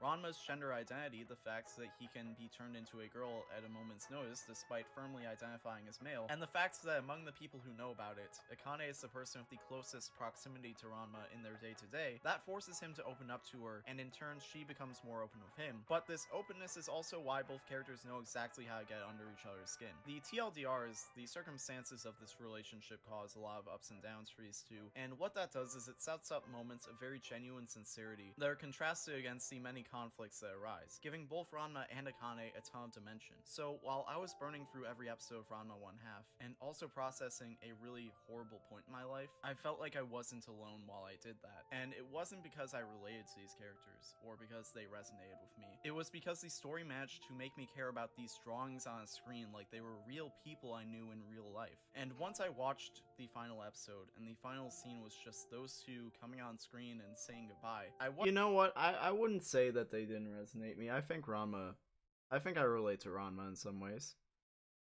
I wouldn't say that they didn't resonate with me at all. Like, I definitely think they did in some ways, for sure. But also, yeah. I mean, when I say, like, oh, I was processing a really horrible point, that was when I talked about when, after Emily passed away. What happened was, for like a month, I was good. I mean, it was kind of like, man, that's crazy that it happened, but I was good. Like, it didn't hit me. Like, I was just kind of emotionally numb to it. And then when it hit me, I was just in my room for like 2 days straight. Like, not sleeping, just watching Ranma and playing Pokemon Legends Arceus. And that was kind of how I dealt with those feelings. Was just escaping into that. Like, because, like, I don't know. I don't want to go into... It's not in my place to. I don't want to go into, like, the specifics of how it affected me. But, like, it's tough, bro. Life is tough. That's all I'll say. And that's what this is about. Is the whole video is just about, yeah, life is tough, and sometimes it's good to have fiction to help you through that. Sometimes that can be very therapeutic, you know? I wasn't bawling my eyes out or anything, but I've never been so sad finishing a cartoon before. Because I want to I've rewatch become it. so comfortable in this world with these characters. I think it's been long enough. Just left me wishing I could have stayed a little longer. And it's not because there wasn't a satisfying ending, or because there was an expectation of quality that I wanted it to hit that it never did. I think it's just that when you care about something or someone, it will always be hard when you realize that you ran out of time. It's hard to finish that last chapter and be okay with that. Bro. Because even if you realize what you had before it's gone, it's still gone. You can go back and relive the memories and try to re-feel what you felt, but you can never make new memories. And that never feels real. Until it does. And then your heart shatters. But it's a lot easier to go through that with a cartoon. My name is Tom, and I'll see you next time. Damn, bro, that hit. that ending hit. Alright. I think we'll do this one next. We're just gonna go through these 4. I haven't watched this one in a while. This was made, God, this was made in such a pocket of time. A pocket of time in my life. Like, truly like, the most bizarre filler arc of my life. But also, like, I wouldn't even call it a filler arc, because it had a lot of long-lasting effects, but, like, oh man, it's just, like, it's, like, such a weird point in my life. I had no idea what was coming next. That's what's crazy, because I talk about where I'm at in my life versus everything. I was also just, like, so, like, I had all these frustrations from being on YouTube for all that time of, like, you know, damn, bro, like, I deserve X, Y, or Z, you know? It's like, dog. And it was also just, like, a frustration, like, I knew I was getting better at making videos, but I was watching the numbers on the videos go down more and more. I think that was also just a result of, like, the Roundtable being in its natural life cycle as a channel. And to be quite honest, I needed to start making my own personal channel videos consistently a lot sooner. And by the time I did, you know, I was just not being used a whole lot by the Roundtable. The videos I was making were not going up, and I'm not even gonna fault Kevin for that, because it's his channel. If he wanted to not post my videos, that's his You know, I was still getting paid, so I can't complain too much, but it was kind of clear the writing was on the wall at that point, so, you know, but there was definitely a lot of frustration there, just in general, with fighting against the YouTube algorithm, really trying to, like, because there was a point where it was, like, on the up, and, like, I had all these expectations for, like, where we could go as creators, and, like, what our future was going to look like, and then that just kind of all started coming down when we just didn't, like, meet the benchmark before, like, the descent started, because it seems like there's always a bit of a descent. Sometimes people come back, though, and that's what I'm kind of hoping for. But, I mean, here's the thing, I got plans for this year. I'm gonna be back in front of y'all in some shape or form. I'm gonna give y'all plenty to eat, bro. Whether it's through videos, streaming, or my other plans, y'all gonna eat, okay? Just understand that. Make sure y'all follow me on Twitter. Make sure y'all follow me on Instagram. Make sure y'all follow TomEPQM. Because listen, my next big thing may not be on the platform. May not be on Twitter. May not be on Twitch, YouTube. Just follow me to see where I'm going. Just follow me to see. That's all I'm going to say. I got some plans. We'll see how they go. Alright, let's watch this. Hello everyone, I'm the Sugma Male. It might be a little bit echoey in this room because I just moved into this location. And yeah, there's not a lot of stuff in this room. There's Dang, only bro. so much soundproofing I can do for it to not be so echoey, so we're just gonna have to deal with that for this video. Anyways, I'm the Sugma Male, and studies have shown that kids these days want to grow up to be not rock stars, not movie stars, astronauts. You know what, I'm gonna just... They want to do this. I'm gonna just shoot from the hip real quick. This location I was in, that was the apartment I had for about... I'm gonna shoot from the hip a little bit. I'm not gonna go into too many details. I lived there from April to August. End of August. End of April, end of August. I was on the other side of town, the other side of the metro area. I hated living over there. I didn't realize it at this time. I hated living over there. And I came back over here. I moved back to where I'm from, the part of town I'm from. And, like, I went to the dentist recently. And I was talking to my hygienist. And last time I went there, I just moved over there. I was telling her where it was. And she was like, oh, yeah, I grew up over there. I came back over here. I went back to the dentist recently. And I was telling her, yeah, I moved back over here. And she was like, I do not blame you. It is awful over there. And I would know because I grew up over there and now I live over here. And, like, it is just, man, I just could not stand it. I could not stand it, like, genuinely. Like, there was just so many, like, moving parts of, like, why it was just not enjoyable. The infrastructure was just not good. The city planning was just, like, the most, like, insanely, like, miserable thing I've ever, like, been exposed to. And I lived in LA for a month. I think it's even worse over there. Especially, like, I'm glad that I got out of there by the winter. Because, like, bro, it would have been so miserable. And this apartment, bro, I had to leave for circumstances that were beyond my control, where things just... I've mentioned it before. Basically, my apartment flooded. That's what happened. And I had to go through a whole saga where I was, like, technically homeless because I wasn't living there. I had to move back in with my parents. They already moved, so they didn't even have, like, my like, old bedroom and stuff. I was in the guest room. So I was, like, basically homeless. My commute to work went from, like, 15-20 minutes to, like, an hour. So that sucked. I was just miserable. And it was, like, just this in-between of, like, okay, I'm technically homeless. I need to get out of this lease.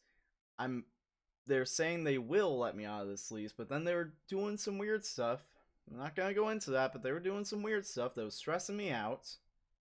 Okay? And making me kind of question how things were gonna go. Thankfully, things turned out okay. They weren't what my expectations were based on what they had told me, but they turned out okay. And then I bought this place. And so far, I've been much happier here. Like, and I can go into all the reasons why this apartment sucked, but I'm not going to. That's the topic for another day. But yeah, like, this is, like, this is, I think, the first time I'm going back and watching this video, because this was where I was still in the honeymoon phase, where I was like, oh yes, I moved out of my parents' house, got my own place, I got my own apartment, like, we did it, bro. We are on top of the world. Like, I was in that honeymoon phase. Since then, yeah, I realized that, like, it was not it was not so great. But things are better now. Things are better now, but it's still like, dude.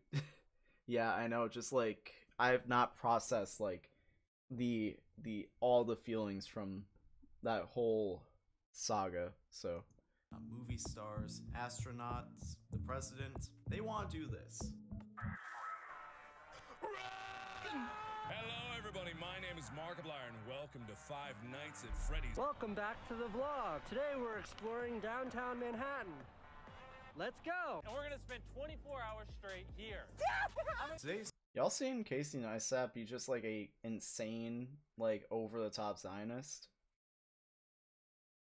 It's not that surprising, but it's crazy. youth has been exposed to an entirely new career path that doesn't require a college degree. You get to make your own hours, and in an ideal situation, you will be making a ton of money doing work that doesn't even feel like work. And that career path is put under the umbrella of being a content creator, meaning you make content that goes on YouTube, Twitch, TikTok, wherever you can monetize, i.e. whatever platform will pay you. So what makes me an expert on this? For those of you who do not know who I am Tom Tobin, and I have spent the last 6 or 7 years making YouTube videos professionally, meaning I've been making money. Hide the money, y'all! There's poor people around! Yo, not that much. Pull it back. I'm most known for making videos about animation for a channel called The Roundtable. Keyword about animation. I've had people be like, oh, you animate. Can I see some of your animation? no. I talk about it. I don't actually know how they make the pictures move. I think it's some sort of dark magic. Never really got that far. The Roundtable I actually did find out. It's witchcraft.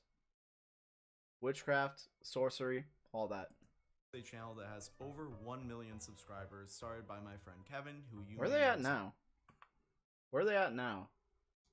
Also, people always ask me, like, oh, like, why is this the default? Why is this bookmarked? I think I used this for a video, like, on a desktop video a long time ago. What is this, bro? What is this Coomer content, bro? Oh, she posted it herself. Okay, never mind. Get that bag, girl. The fuck was I looking up? Roundtable. Roundtable, they're... Okay, they're still at the same... is a channel that has over...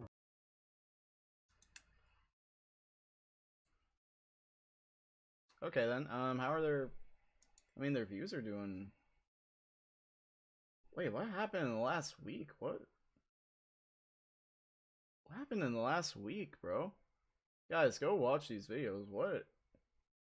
They went from... That is... What is going on here? That has to be like YouTube or something. What is going on? How do you go... Nah, what is that? How do you go from... I watched this one earlier. How do you go from like 50 to 100 to 200k views per video down to that? Like, what is going on here? At least that one looks like it's doing pretty good. Roughly about 1,000 views per hour. That's usually a good starting pace for roundtable videos. Okay. Yeah, I mean, they're doing what they're doing. I'm not exactly sure what's going on over there. I always wish them the best. I've talked to Kevin recently. I know that Kevin was talking about starting to stream soon. We'll see how that goes. Apparently Shane's been doing really well on his YouTube. Hold up. We're just gonna go, let me see. Mintco. I'm doing like the cringe thing that like you never want your friends to do, is like bring up your fucking YouTube. 15,000. Damn, dog. Bro, that's crazy, dude. That is crazy.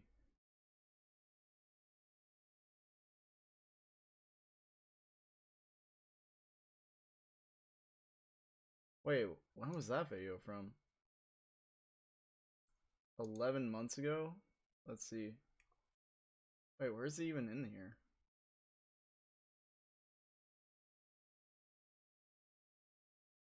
Bro, homie needs to get back on that. Like, dang. He was doing good over here. 1 million subscribers, starred by Shane- my friend Kevin. Shane who gotta you may get know as back Armstrong on that. Fox. Starring him, our friend Shane, also known as Retro Nemo, and myself, Tom, with some punctuation at the end because I thought it looked fancy. Back I'm when I thinking was, about like, rebranding 18, again. To be honest, in hindsight, not the best branding decision. That's why I go by Sugmamail now, which is also kind of questionable branding decision. But listen, you're never gonna find a perfect. You know, you're gonna. Anyways, this was a very. I'm lucky thinking about rebranding again just because it's like, dude, no one's. I mean, how many views did my fucking the video we just watched get? 55 views in 3 days. 50 some views in 3 days. That's not a lot. I mean, listen, we're in prime rebranding stage. I mean, dog, I'm not even the same person I was a year ago. I'm not even the same person I was in this video, and this was the most recent video I made before that one. So, like, I think it's time to rebrand. I got ideas. Breaking the fact that I had a friend who was succeeding in the space already, who also brought me along in the operation. A decision that has given me the opportunity to be seen by millions over the years, quite literally millions of people, and also gave me the opportunity to make enough money. Don't feel doing like that, this but yeah, that I could say that that's what this happened. was a real job. I was living the dream, getting to be a content creator as my career. But as of a couple months ago, YouTube went from my main source of income to not a source of income, mostly because there were some decisions made by myself, by others, and overall just I feel like things this. happened. You know what? We'll react to this one a different day. I'm just not really feeling this one. I feel like this is probably more the vibe. Because this one, I don't know. I'm just not. I don't know. I'm just not feeling it. It doesn't feel in line with the theme that we're going for. Of like, you know, we're doing a lot of media analysis here. I feel like this one just don't follow in with it. I feel like this. Let's do this one. This one, I'm mostly just. I just want to revisit that real quick. This whole thing. I just want to like go back and watch it real quick and just like, because like this, I feel like is my magnum opus. I feel like this is probably the best video I've ever made. I do not feel like I've gotten close. I wouldn't say that, but I feel like this is probably the best video I've ever made. Genuinely, just in scale. Like, I feel like this is like my crazy, like, oh my god, he actually did this type of video. This video is going to avoid spoilers because I want the conversation to be as inclusive and universal as possible. One Piece is critically regarded as one of the greatest stories ever told, and the commercial success has reflected that, making it the best-selling comic series to date. That's also why it has been able to keep running since the first. Bro, this just brings me back to, like, this whole beginning section, I'm pretty sure I just completely edited in my Airbnb in LA. That I was staying at during the, like, duration of, like, the time this video covers. So this just, like, brings me back to, like, that's crazy, dude. It's crazy I did that. Like, it genuinely is. It's crazy because, like, especially because, like, I wasn't really going anywhere. That's the thing, is, like, that's what's so crazy to me, because, like, like, dude, being a YouTuber, I miss the most the fact that I could just not, I could basically do nothing for days on end. Like, I would be like, okay, what did I do today? Well, I put some clips on a timeline and called it a day. Like, I was not going, I was in LA. I was in downtown LA. I wasn't doing shit, bro. I wasn't doing anything, bro. Aside from, like, working on this video, working on some other videos. I did actually record a video for the roundtable to go and be edited that never got made. It never got made. I just recorded the audio in the closet, sent it off to get edited, never happened. Which was kind of what was going on with me on the roundtable at this point. Which is kind of when I knew, like, I was just collecting checks and I'm like, alright, this is not, you know, like, JR once said, with his time in WWE, he said there was a certain point where he was just sitting at home collecting checks and he knew, like, you know, That's a pretty comfortable place to be in, but you know once that starts happening, the time is ticking down. And I remember being in that stage, watching that interview, and being like, uh-oh. I was like, uh-oh, I'm gonna need to find a different job. And then I did. And then it worked out. I do really miss, like, the fact that, like, I could just, like, stay inside and, like, just be, like, dog, I was in LA. I didn't go to the beach once. I went out to Burbank to see Kevin and everybody, like, a handful of times while I was out there. And that was really what I did. Other than that, I would, like, drive to a grocery store.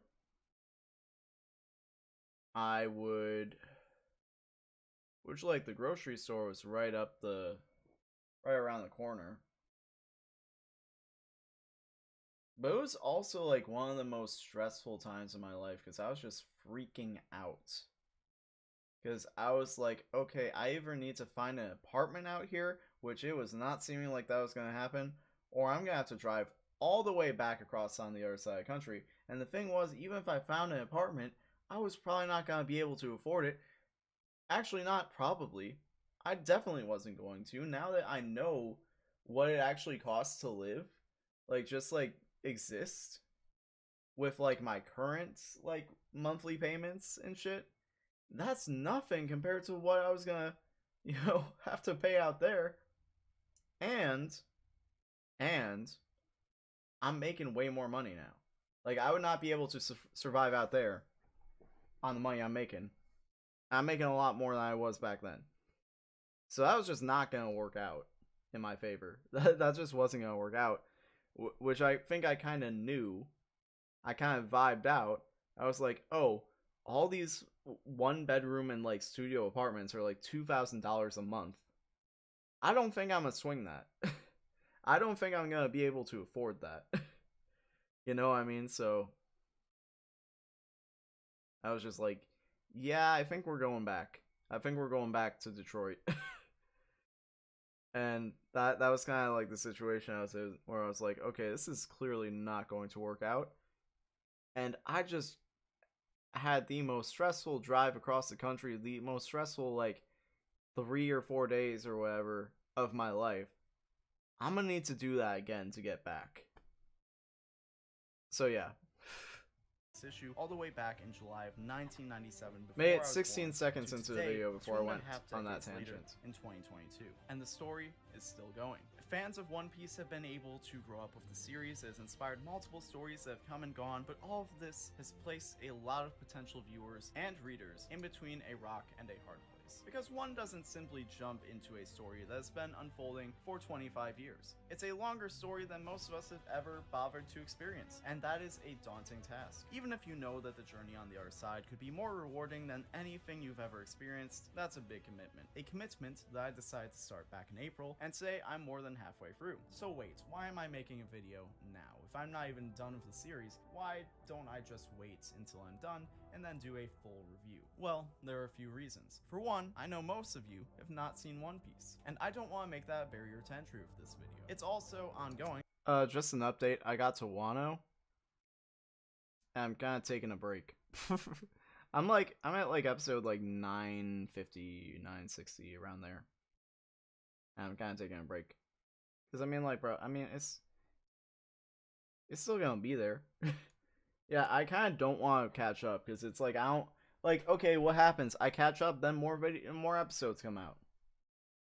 I'd rather just like leave like a few hundred. Because like, dude, there was a point where I was doing like 90 episodes a day. I watched from like the Whole Cake Island arc. Wait, hold on. I need to look this up. Let me see. Let me see what the arcs are. I can tell you. One Piece arcs in order. Let me see. Let me see. Fishman Island, Dressrosa. So, Dressrosa.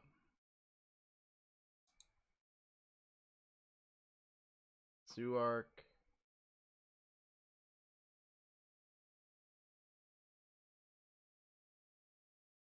Okay, that was before. So I went from basically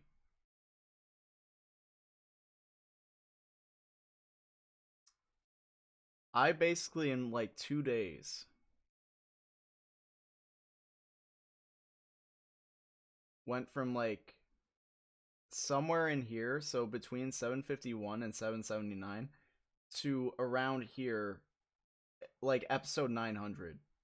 I think I got to. Like, I literally went through the entire Whole Cake Island saga in like 2 days. So it's like, I think with that pace, I think that I kind of want to leave some stuff in Wano, you know? I kind of want to leave some stuff. So even if I do catch up to go in depth and do a spoiler heavy review, it won't matter in like a year or two. So instead of this being a full-on super every episode reviewed, which is basic, it's been done, that's not really my gimmick, but it also only has value to those who know the series. I decided instead that it would be more productive to do a pitch as to what about One Piece makes it stand out and why you should give it a chance if you haven't already. Because I put it off myself for a long time, and now I realize what I was missing. And this even leads into my first point, and that's the fact that you don't need to get through all of One Piece to see the value. It's not something that you start now and you won't be able to feel any type of fulfillment from until you've completed all 1,000 episodes. The fact that it is ongoing means that nobody would feel any fulfillment for it, and it wouldn't be as popular if it wasn't able to consistently bring people along for a journey that they want to be on. Another reason why I'm doing this now instead of waiting until I'm done with the story is because now it's time, not later, that I'm going to Dang, bro, drive I looked from buff here, here. Michigan, to is because Hold on. That was when I was starting to lose weight. Because I got up there. I think right before this, like shortly before this, I was like up to like 180. Right now, I'm not sure how much I weigh. I do not own a scale. I'm gonna be real. I think I'm probably around 165. But yeah, I was like up around 180. I was big. I was big, and I was not healthy big. You know, I mean, I had muscle. I was getting stronger and stuff. I was being productive with being that big, but like, I was bigger than I needed to be. I was starting to notice like some health issues. Starting to like kind of, you know, they weren't becoming a problem, but I could tell they were starting to come up a little bit. And I was like, okay, we need to get this in check. So yeah, and like, by the way, just because you're overweight or like you're even morbidly obese doesn't mean you're gonna have health issues. But for some people, especially me, someone who is like naturally pretty skinny, I mean, like, you can tell, like, just look at my arms, look how long, like, and I don't have long arms, I actually have like T-Rex arms, as you can even like see there, but like my like wrists and stuff, like, I mean, my wrists are actually kind of thick considering, but like, just like the way that like my arms are shaped, you can tell I'm like a bit more of a ectomorph. You know, I'm a bit more of like a skinny, naturally skinny person. Like, I'm not a big dude. So for me to get up to like 180 at 5'7", that's kind of a lot, you know? Like, someone who's like thicker, like big boned and stuff, and like has a wider, like, I mean, I do kind of have like wide shoulders and wide hips, but like someone who just has like a naturally like thicker like base and body type, them being 5'7" and 180 or 190 or 200 pounds, that's a different story, you know? For me, I was starting to notice like pre-diabetes symptoms and stuff, especially because that's like a thing, family history thing for me. But like, I was starting to notice that. I was like, okay, we gotta get this, you know, because like I'm trying to get big and strong, but like the point of being big and strong is that you're, you know, functional and you can live a long, happy life. I'm not gonna live a long, happy life if I get diabetes when I'm in my 20s, you know? Well, I mean, you could. You definitely could, but it's gonna be a lot harder. You know, you're kind of doing a trade-off there of like, okay, getting big and strong, but now you have diabetes. It's like, well, you're kind of, you know what I mean? Kind of trading one off. Now it's time, not later, that I'm going to drive from here, Michigan, to California, across the country, in a adventure very similar to One Piece to find a treasure that may not even be there. Thousands of miles It wasn't. in a 15-year-old car, all while preaching the good word of this story. Still driving that about car. searching for that thing, and it is in the same spirit of adventure, of discovery. I'm going to see things that I've never seen before, because I'm going places I've never been before. I'm also doing something. There definitely haven't been any other YouTubers who've done like the same thing. I'm gonna take an Uber from North Carolina all the way to California in one trip. How are you still having a good time? We're going to every rainforest cafe in the United States, Eddie. That's a joy. I don't know why I thought it was a good idea to drive from Los Angeles to Boston. I'm hoping that even though now I'm like incredibly anxious because like, oh my god, what are we doing? This is crazy. I'm hoping that once we actually get on the road and we start doing this, I'm gonna just enjoy the process because like, what else? I didn't. It's much like One Piece in the fact you've I watched didn't. anime before. I didn't. I was stressed out the entire time. I was freaking out.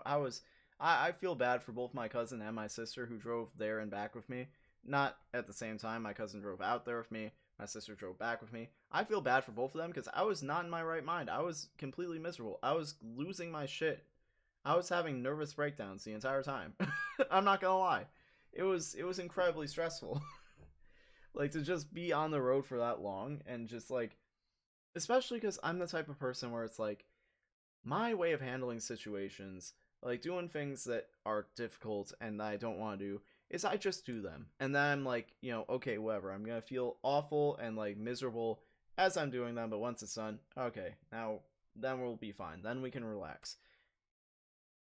That was a task that was not gonna be done until several days through. You know what I mean? Like, it's like you start, and you're not done until you get there. Like, it's not like, oh, you're done when you get to the next, you know, location. It's like, no, you're not done until you get there. You have to go to sleep knowing that you're still in the process of this entire, you know, trial, you know? Which was getting to my head severely and definitely triggering my anxiety and making me not a fun person to be around. So I greatly appreciate both my cousin and my sister for dealing with that. And, you know, helping me get there and back. So, just want to put that out there. You know how it goes. You've watched things. It's easy. Then you have to times it by 1,000, and suddenly it's like, oh my god. Basically the same thing. I've been driving. I know how to drive. We're just doing it for about 3,000 miles. It's not a big... To be fair, I did do it. We did it. Didn't have any major issues on the way out there or on the way back. But, oh my god, it does drive you insane because it's like, you're either going through the Midwest or like just cornfields, like middle America. And that is like Guantanamo Bay level torture at times. To do that for an entire day straight. Like, it's starting to border on that. Or you're going through the mountains. And that's like not even like psychological torture. That's just like insane levels of stress. Because it's like you're driving along the side of a mountain. And the elevation going up and down, you know, screwing with my old ass car, and like just the inclines are terrifying. I cannot imagine going through Colorado in this weather. Like, we got crazy cold and snow right now. I'm sure they got the same out there right now. I cannot imagine going through those interstates in this weather. Going through there in the summer was scary enough. Me and my cousin who's going with me, we know how to drive. It's not a big deal. We're just increasing the volume. It's just going to be a larger quantity. Whenever I say like, you know, just watch this thing, it's not a big deal, people are always like, of course it's a big deal. Do you think I have time for that? Listen, if I can drive across the country, you can watch an anime. So you definitely can, because guess what? Guess what, everybody? Guess what? Guess what? Guess what? Watching One Piece is way more enjoyable than driving across the country. Driving across the country is torturous. Watching One Piece, it's a good show. It's a good anime. It's a good story. You'll enjoy it. So yeah, if I can drive across the country, you can watch One Piece.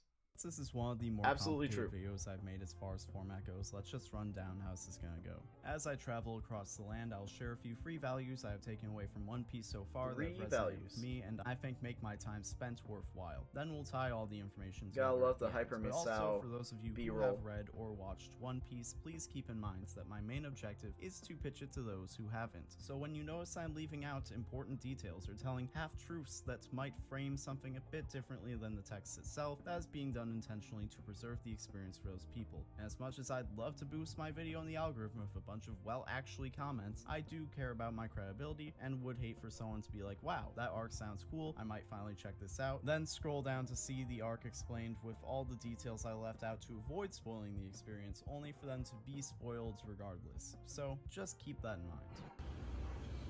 To start on our journey across the country, we went all the way to Illinois and got stuck waiting for a train. And Wait, were off what happened into there? And immediately got stuck waiting for a train. Went all the way to Illinois and the beautiful Midwest and immediately got stuck waiting for a train. And then we were off into the beautiful landscapes of the Midwest, which is I mostly heard it skip cornfields. for a second there. It's mostly just a big cornfield. Look at all that corn out there. You can't even see it. Look at all that corn. That's a fuck ton of corn. No more corn. No more corn allowed. We're crossing the Mississippi. Wow, there's a ferry. And that was the last time we would see anything that wasn't a cornfield for quite a while. As it turns out, the Midwest is indeed just a giant cornfield with very few points of civilization in between, from Illinois to Iowa, all the way over to Nebraska, which what would be in Nebraska? Nebraska doesn't even sound like a real state. I never really even thought about it, but like... Okay, we gotta I'm talk still about not this real convinced quick. This wasn't a mirage. I'm still not convinced it wasn't a mirage. Bro, we were driving through Nebraska. It was literally just cornfields like that. And then it was like, we were looking up like, okay, where can we stop? Because originally we were going to stop in Omaha. But we did this a couple times on the way out there where we would be like, okay, I had like a planned like kind of route where it was like, okay, we'll stop here at this night, here and this night, here and this night.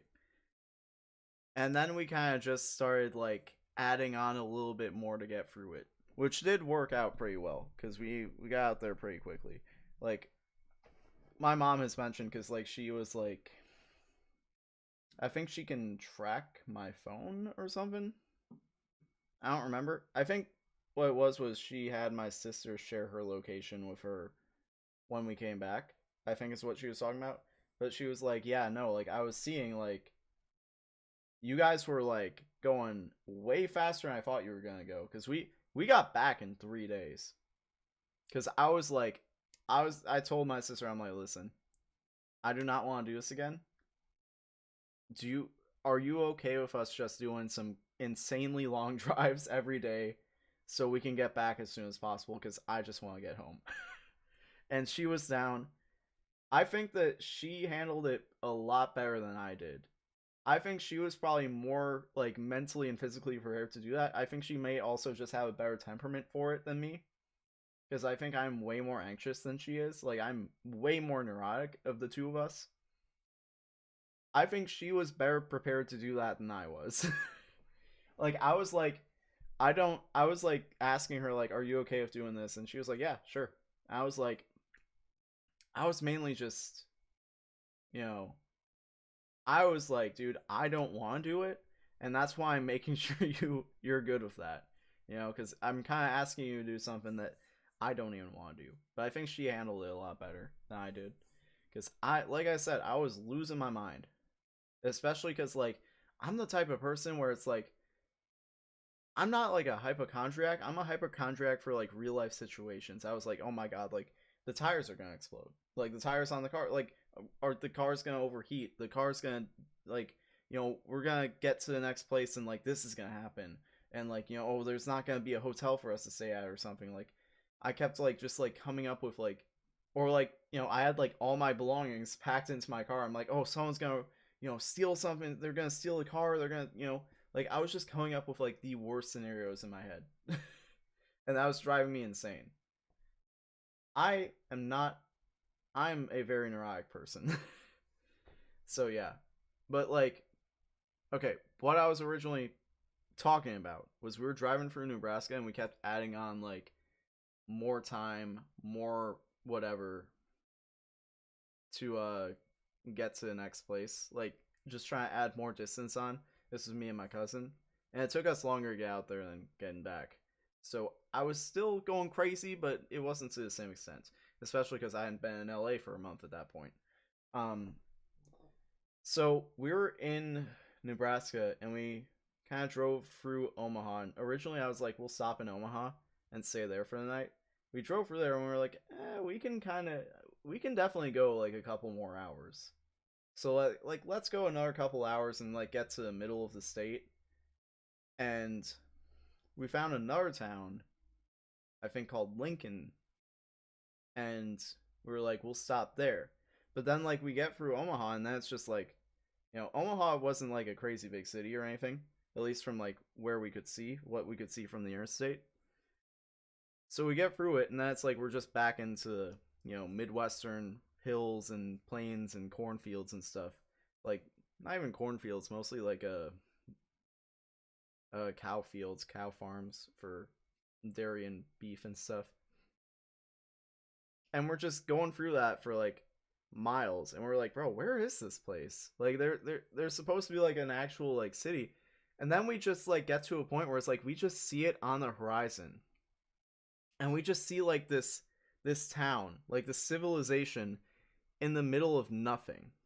Like it goes from that and then we just see I never really even thought about it, but like we just see that off in the distance. And then we get there and I was like, what is this? Like why is this just here? It was so crazy.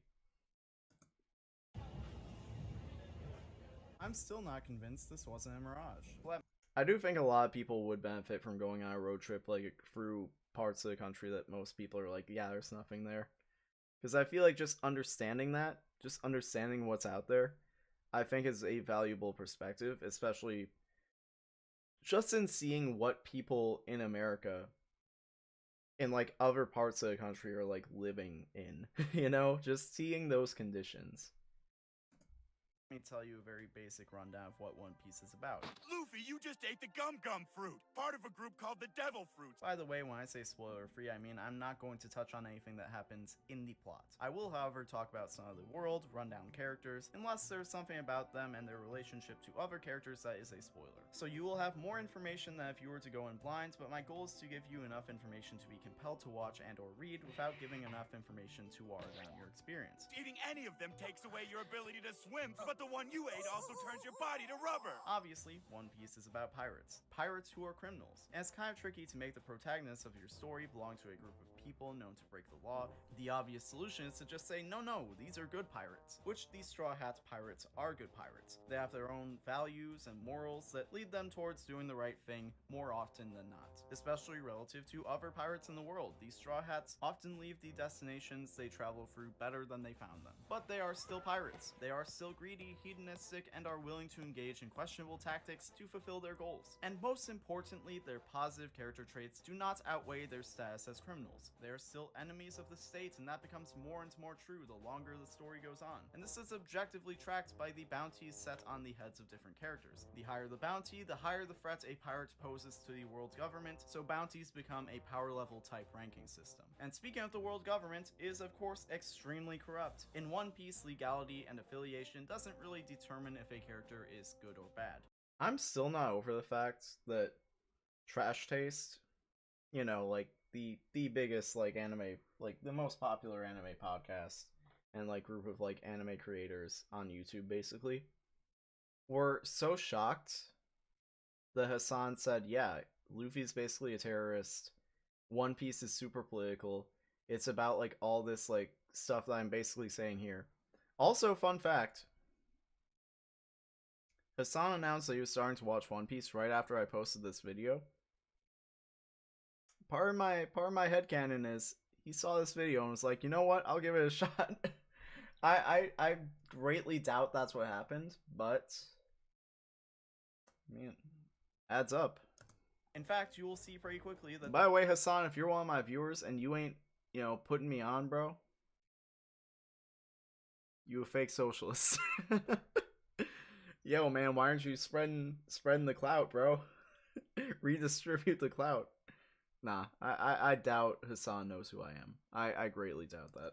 There are positive relationships between members of the Straw Hats and members of the Marines and Navy. There are of course plenty of corrupt and sadistic members of the world government and its forces. There are also plenty of pirates who are like that as well. The point is, this is ultimately to kind of flip the status quo on its head, that criminals are always bad people and the people bringing them to justice are always good people. The text also freely acknowledges that authority ultimately exists in our current society to protect the ruling class, the nobles, the powerful, the royalty, the rich, and the affluent, while the poor and less fortunate end up in desperate positions that often lead them towards a life of crime. The brutal enforcement of the law, lack of forgiveness in the law, the many victims of the corrupt politics of the world, and the explorations into how people end up being pirates or even just being in the positions they're in, it all forces every character to have dimension and forces the viewer to examine them with more nuance than most other stories. To look at Luffy, for example, based on his background and his relationships, he really could have gone either way, into the forces of the world's government or into a life of piracy. Now a lot of y'all However, understand the that from the live experiences he action had in his version. formative years, both in the people he was influenced by and the events that transpired, would lead him towards wanting to be a pirate. Then you have a character like Nami, who was forced into a life of crime entirely out of survival, and there are even members and allies of the world's government who are begrudgingly a part of that system. A lot of powerful members of smaller nations becoming warlords to protect their people, and it ultimately comes down to everyone's position in the world being a result of what they needed to do in their own personal circumstances to either survive, thrive, or just achieve their goals. And of course, not every person is led by noble motivations. Some people are completely corrupted and hateful. Some are just straight up sadistic. And the way that a lot of the privileged characters speak about those less privileged than them is oftentimes stomach turning, but it's even worse because it is kind of true to life. You mean it's their fault for being born all poor and dumb? People who are poor or people who turn to a life of crime aren't treated like real people. They are treated like trash. Their lives are not only disposable, but people are actively hoping to see them fall, even if they didn't do anything that's offensive to earn their reputation. Nico Robin's backstory got to me the most because she is introduced as almost like this legendary criminal who has had a bounty since she was a young child, but once you find out why she's had a bounty that long, it just makes you angry. Because she wasn't a prodigy or a mastermind, she was entirely a victim of her circumstances. And that's about as far as I can go without spoiling it. On day 2, we continued through Nebraska, and after one full day of driving, I was pretty confident in my prediction that this wouldn't be that hard. As tiring and mind-melting as it is to look out at the horizon, it was, as I said, just normal driving, but in a ridiculous quantity, which obviously I can do. Was I tired? Yes. Was the sight of farmland driving me insane? Of course, but I was motivated, and the fact I knew every mile and every hour behind the wheel was another Bro, step I'm gonna be forward. honest, just looking at this footage and remembering doing it, I feel like such like a weight, you know? Like I feel just like a oof. Like man, we really had to do that. Like we really like just the feeling of suspension between like being in between locations, which was 90% of the time. Like the feeling of like I just hope we can get to the next place. Like I was just like, cause like I said, my car was old, and like doing that crazy of like a trek, being in the middle of nowhere, being where I don't know anybody within like 100, even like 1,000 miles. Like I'm like, dude, if something happens, if something goes wrong, like bro, I was just like, it was high stakes, you know? It was easy. It was fine, everything worked out, but it was high stakes. So I just remember the stress of that. Distance between A and B was shrinking. Little did I know, colorful Colorado would punch. Especially because in Nebraska, they have, god dang, look at all those bugs on the windshield. In Nebraska, there's on that highway, there are signs all over, basically saying like, this highway has like the highest fatality rate, like the highest number of like fatal crashes. So it's like, ah, yeah, no, that's definitely easing me, you know. My hubris. Everything seemed fine at first. What you don't understand when you first cross over into the west side of the country is you're on an upward slope. So the evolution is a mystery. fuck it, I'm leaving that in. The elevation is going up. At first you don't realize, but then next thing you know, your car might start accelerating a little bit differently. Your ears start popping, and you don't It's funny because both through like this half of Colorado and as well as Kansas, the elevation is changing so much, just like steadily over time. Because like I don't think we really, I mean, we drove through some mountains in like a little bit in Arizona, a little bit in New Mexico on the way back. But it was nothing that crazy. Like, it was nothing that crazy. And, like, I think just throughout, like, Kansas and, like, the middle parts of the country, we were really just, like, you know,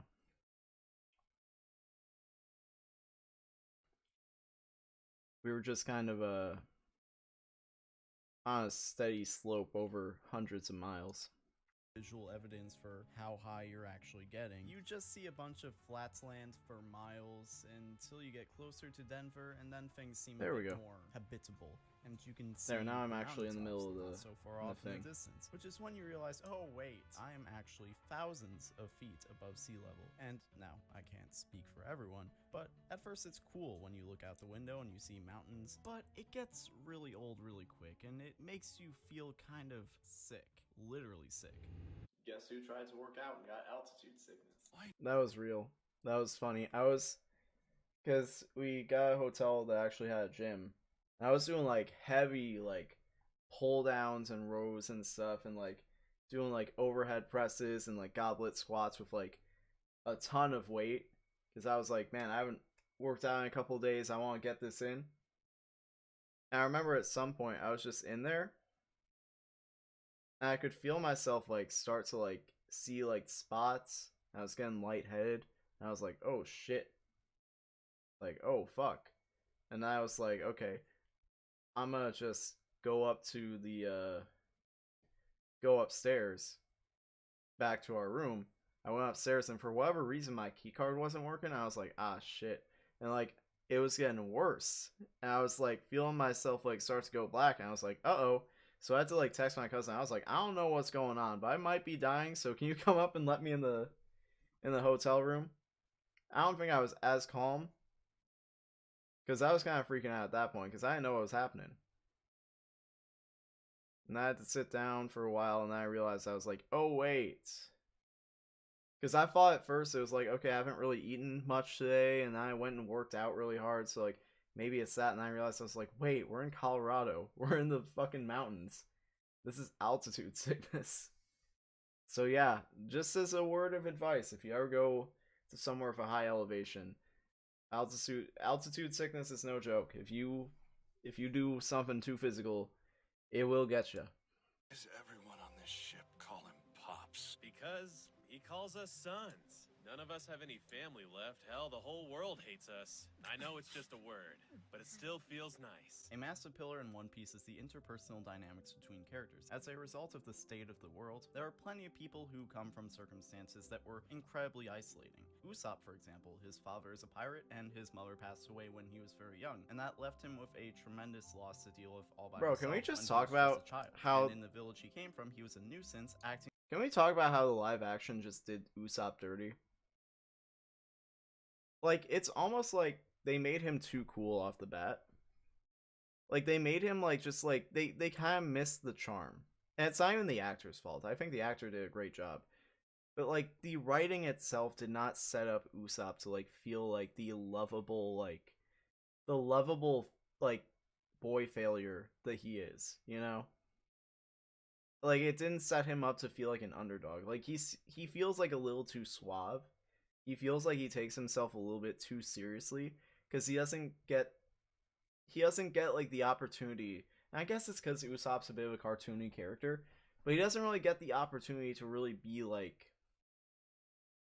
what he actually is. And you can tell the actor does everything he can to, like, try and bring that out of the character, but, like, the writing just is not there, especially because, like, the whole, like, that whole arc just was not done justice whatsoever. I'm gonna be real.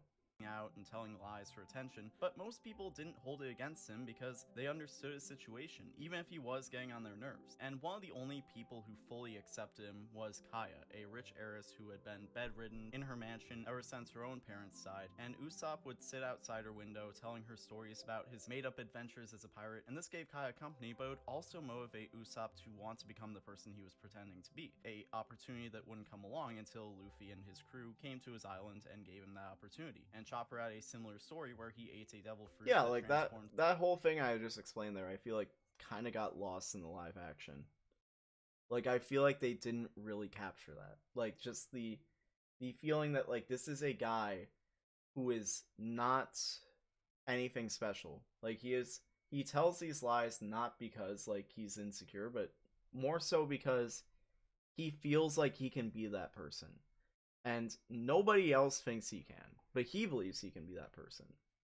Even if he's not that person now, and then through the relationship with the Straw Hats, he does become that person. Whereas, like, I feel like there's just not, it's a little more flat in the live action. I feel like they just kind of throw in Usopp, and he's this guy, and he's kind of a dude who's, like, kind of, you know, buttering himself up a bit, like, kind of, like, rounding up his numbers, rounding up his stats. And that's just, like, the start and end of his character, kind of feels like. We'll see what they do in the next season with him, but I feel like they kind of, there was an entire arc within that arc for Usopp to develop his character that really kind of showed, like, everything, like, it showed the human elements of him and showed, like, what's relatable about him that they just did not do in the actual, like, in the first season. So I don't know, we'll see what they do next time, and if they treat Usopp's character better. Also, there are a lot of people out there who just do not like Usopp's character. Those people are nerds.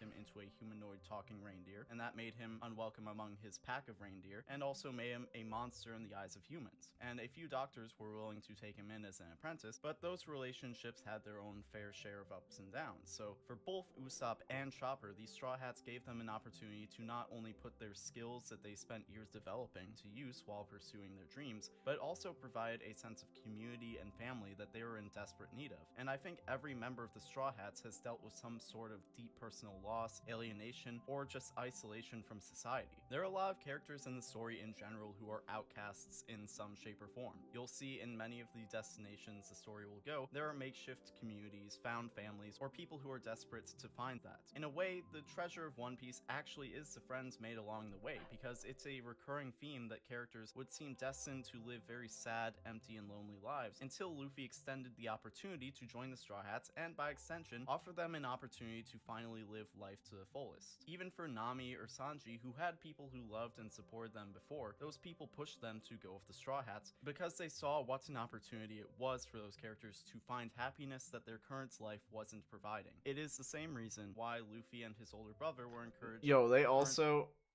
did the Sanji send off. I didn't like how they did it, because, like, it was a thing where, like, in the anime, he finally realized that, like, yeah, all the shit that he was getting put through, it was because there was someone who, like, believed in him and cared about him. And then, like, they didn't give that, like, same vulnerability in the live action, because they just had him be like, oh yes, like, thank you. They also made him fucking British for some reason when he's supposed to be French. Like, if you're gonna go for the accuracy, just give him a French accent. Like, have him be like, oui, oui, thank you. You did all this for me. Like, that's more Italian, I guess. But, like, they just had him, like, yell back and be like, oh, thank you, sir. And it's like, homie is just sitting there like, nah, I'm not gonna show emotion because I'm a man. I guess there were some things in the live action that kind of felt like they were trying to, like, appeal more to a Western audience, but I'm like, damn, bro, like, I don't know, that just made the moment feel like it just made it feel less impactful. And I liked the live action. Overall, I think they did a really good job, but there are just some things that they just didn't do as well. life wasn't providing. It is the same reason why Luffy and his older brother were encouraged by the people who looked after them to go out to sea and become pirates. This is one of the main ways that One Piece manages to capture a very human element, and also what led me to choosing the topic of this video, because that's kind of how I felt with the people around me telling me to go out to LA, believing that will provide something I won't find at home. But the fact that we have all felt the type of connections, or lack thereof, that the characters in the story do, allows the story to hit you really hard because it taps into universal human emotions. Like, I can't remember the last time I've sobbed watching anything the way I did a few months ago. Yeah, we all know. We all know what that's about. Find at home. But the I felt with the people around me telling me to go out to LA, believing that will provide something I won't find at home. But it's crazy how many people have genuinely told me, or genuinely like have expressed to me like, yeah, dude, like out here, like, you know, you're just never gonna do anything, like, as far as like, you know, you can never like succeed in like entertainment or anything from like out here. It's like, bro, I don't know, man. I don't know. I don't think that's true. I don't think going out to LA for the possibility of like an opportunity is the answer, because a lot of people just go out there and they don't actually have like the skills that they need to succeed, or they don't have like any plan, they don't have any like background, any body of work to work with, to like present, to like have as a resume or anything, and they just go out there and then they're broke, and then they end up homeless, or they end up coming back, or they end up doing like just not achieving what they wanted to achieve. Meanwhile, you got people in like fucking, you know, North Carolina in the middle of nowhere doing big things. You know, it's like, I don't think that, especially with the internet now, I don't think location means as much as it used to. It definitely means something, but I don't think it's gonna make or break whether you succeed in a certain field or not, you know? the fact that we have all felt the type of connections, or lack thereof, that the characters in the story do, allows the story to hit you really hard because it taps into universal human emotions. Like, I can't remember the last time I've sobbed watching anything the way I did a few months ago watching One Piece, specifically because of how well they built up one of the most infamous moments in the series, one that was actually spoiled for me years before I started, and yet I still had tears running down my face watching the fallout just because of how real it felt when it impacted the characters and the world around them. You guys take care. I hope we meet again sometime. How come? Get on already. Huh? We're friends, right? So get on. People can say whatever they want about me, but I've never done a single thing in my life that I regret. I'll untie you, but only if you promise to join my crew. Your what? I run a pirate crew, and I'm looking for people to join up. Your dream is foolish. Then again, so's mine. Sanji, take care of yourself, okay? I don't care that I'm weak. I'll protect them. Like, there was never a moment like that for Usopp in the live action. Perfectly fine. Come on, tell me who these guys are. I heard that you smiled with them. I haven't seen you smile in years. I used to be the same way. You're not alone anymore, okay? If you hurt a friend of mine, you'll pay for it. I want to live! Take me with you! Take me away from here! Of course I will! Always be my friend!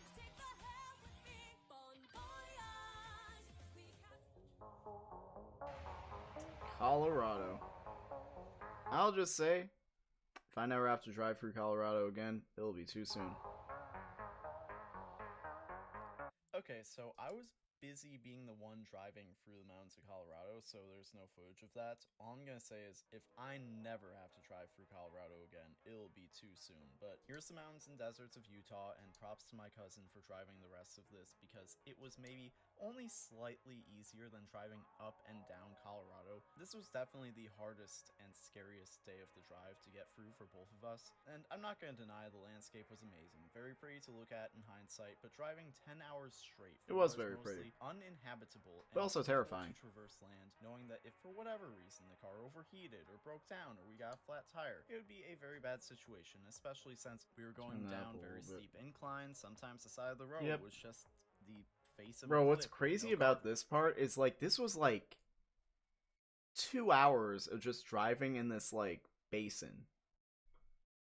I'm sitting there like driving, or like sitting in the passenger seat, just thinking like, damn, bro, like there were definitely like people who would like ride horses like across this and just like have it take like 2 days or something, like back in the good old days, back in the olden times.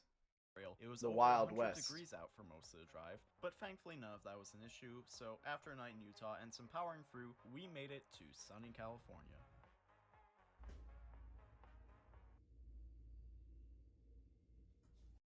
I think I got that now. I'm not really shaving my neck beard because it's cold outside, so I'm like, you know what? Get a little bit of an extra little layer there. Just get a little something extra to protect from the cold outside.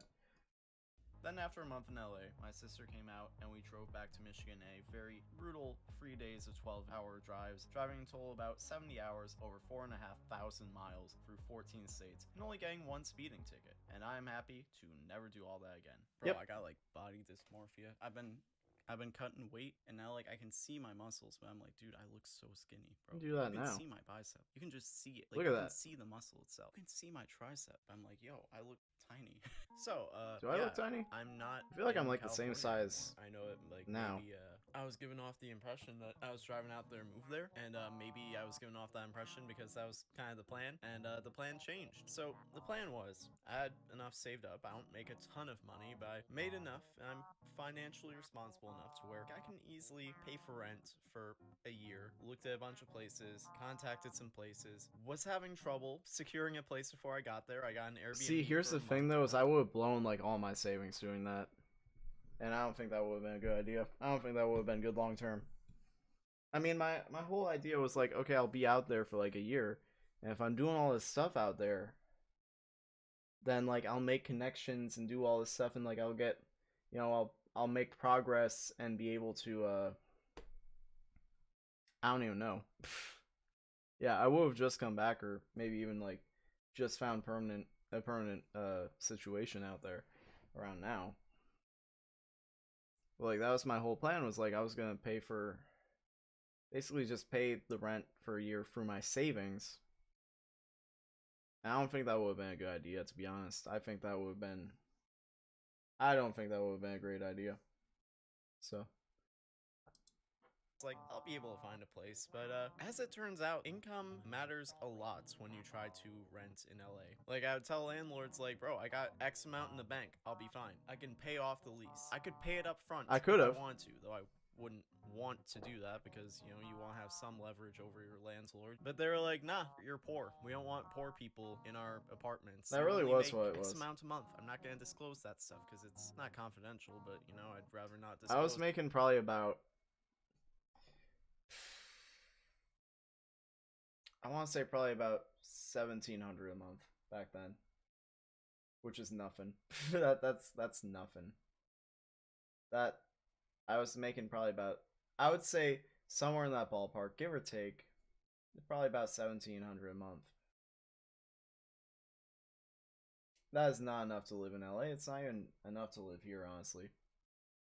Like I was just not, and it. By the way, whenever I mention this, people are always like, "Oh, you know, Kevin wasn't paying." Kevin has to support himself. The round table does not make enough money to support like 4 or 5 people. Like, as like independent, like it just doesn't. I know people see the 1 million subscriber mark, they see the hundreds of thousands of views on the videos. They think, "Oh, you guys are making tons and tons of money." We weren't. We just weren't. Especially when it's like, okay, our merch does okay. It's not really consistent. My personal channel is not doing great. You know? It does. You know, I'm lucky to get like 500 views on a video like this one. You know, I'm not doing great. You know, it's like we currently have 0 viewers on this stream as of the moment. We're kind of fluctuating between that and like 3 viewers. You know, it's just like it wasn't a sustainable. We weren't making sustainable progress there, and like it was what it was, and Kevin was paying me as much as he could possibly afford to, basically. So, it is what it is.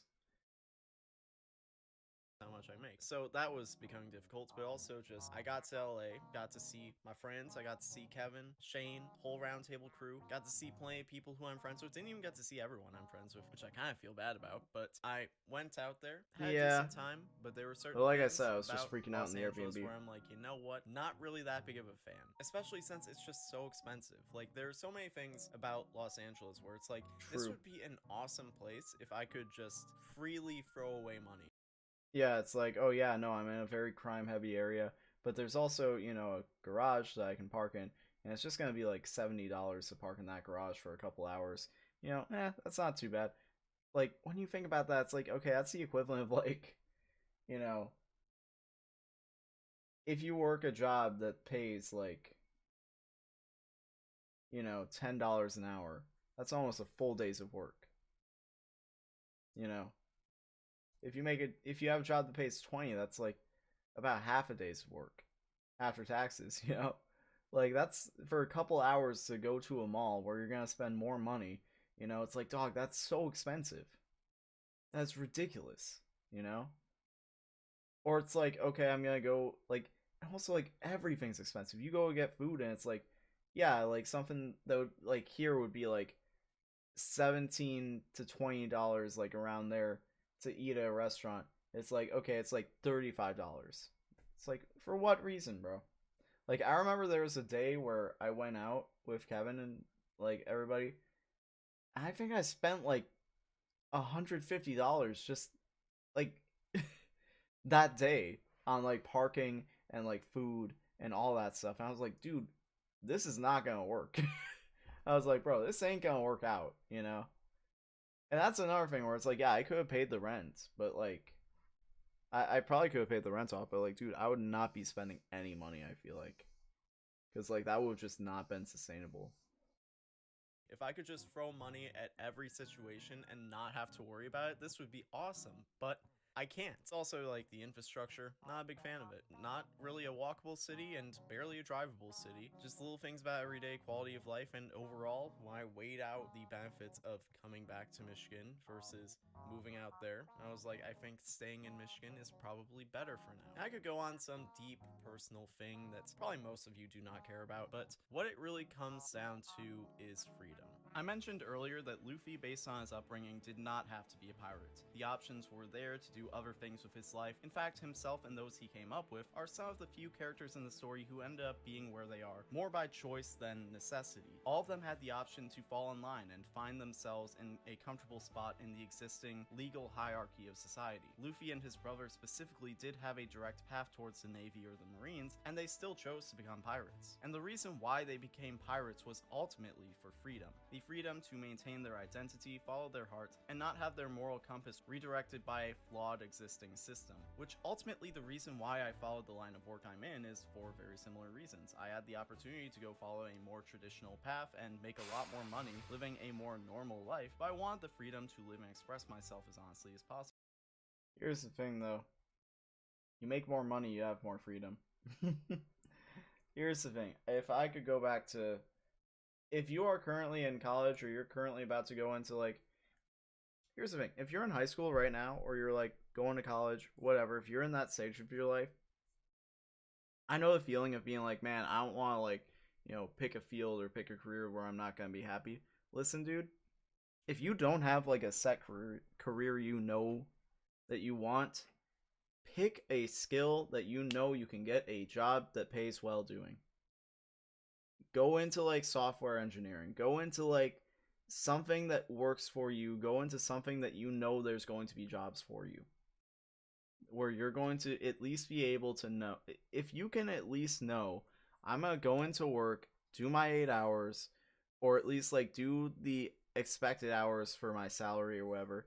And then when I'm off work, I'll have plenty of money to do whatever the fuck I want. Do that.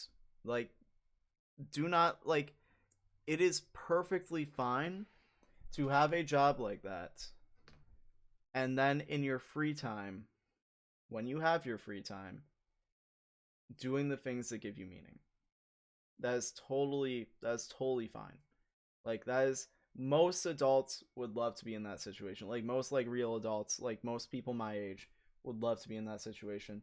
my job at this point, I'm like, dude, I'm working to like basically be able to have a day or two out of the week or a day or two out of the month rather, where I can treat myself if I'm lucky, if things are going well at work as far as all that stuff goes. But like, I go and do my 8 hours and I come home, I'm like, man, I just got like enough money. You know, like, you just go and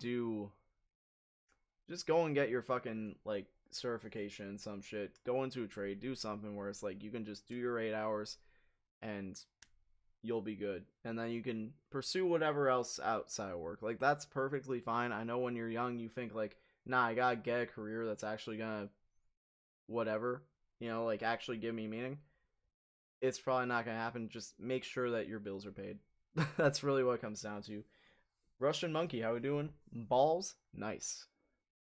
Alright, let's finish this up. I don't know exactly why, but when I went out to LA, I feel like I became more extroverted than I tend to be here at home. Part of it was maybe just living on my own. Maybe it was the weather. Maybe just the vibes. Well, I think it was more than anything is I think it might have been just living on my own, because I feel like that's the case with me now.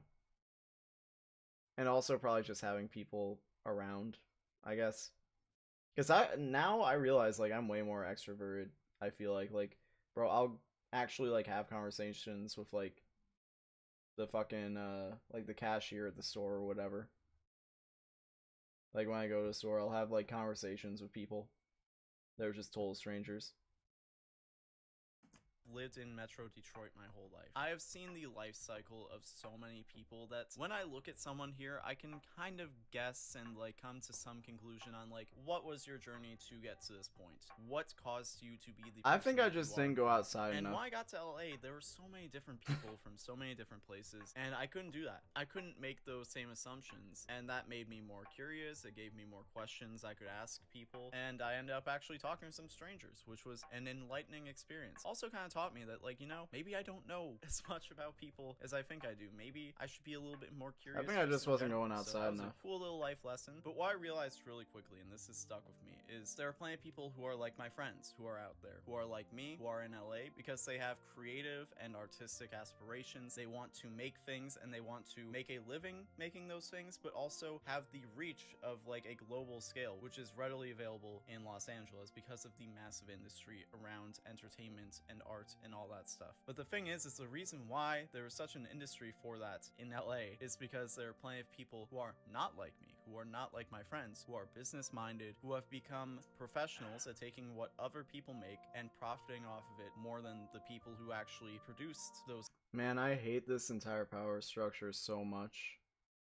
I really do. It is so frustrating. The fact that, like, every form of entertainment, every form of, like, really, and this isn't even just entertainment, this is also, like, every workforce.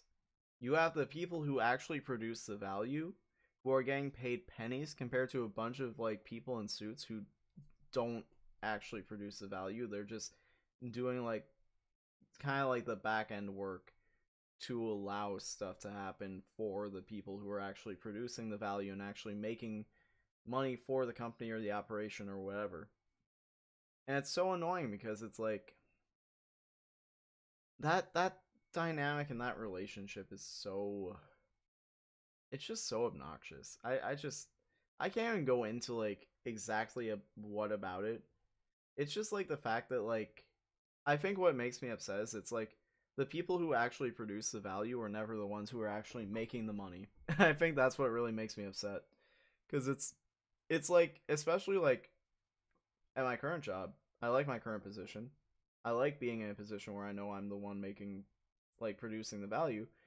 And it's like I do have opportunities, and I actually did interview recently to have more of a higher level job, but I personally have never really had like managerial experience, so I couldn't really sell myself on that, so I don't think I'm getting that position, but you know, I might interview for a different position along those lines later.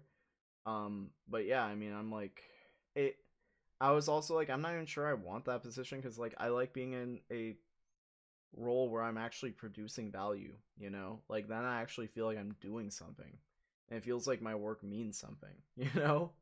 And it's like if I'm just in a suit, like coming in being like, we gotta make sure, like, I gotta get in this Excel spreadsheet and like make sure all the numbers are right or whatever, I'm not actually doing anything beyond just like busy work, you know? But like that, I'm gonna make a bunch more money.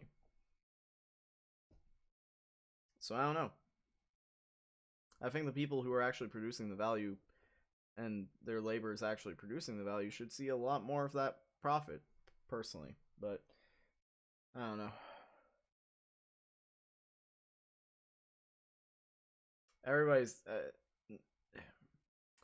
money is just so annoying. I honestly just hate the fact that I have to care about money in general. The fact that I have to know about finances to the level I do, when there are so many much more important things I feel that I could be spending that like brain energy on, it just makes me so annoyed. Things we'll ever see, which that is already at odds with my values, and honestly I feel like that's kind of happening on YouTube and Twitch and even like Audible and Fiverr now. So like really the platforms for creative people to monetize their work AI in has made it honest capacity, even worse. those avenues are kind of closing off, but that's a conversation AI for has another made day, it even especially because worse. whenever I talk about this stuff I feel like I'm saying the sky is falling. But the main appeal No, to you're moving right. to LA is to break into that structure, or at least make connections in that structure of like people who are not creative, people who do not know anything about making art or telling a story, anything like that, dictating over the people who can, and then taking the bulk of the profits from those people. And Yep. again, LA is extremely expensive. I would not be able to stay there long term, and maybe I would be able to swing it with what I'm making right now, although I would probably end up making more just based on the growth over the next year. I would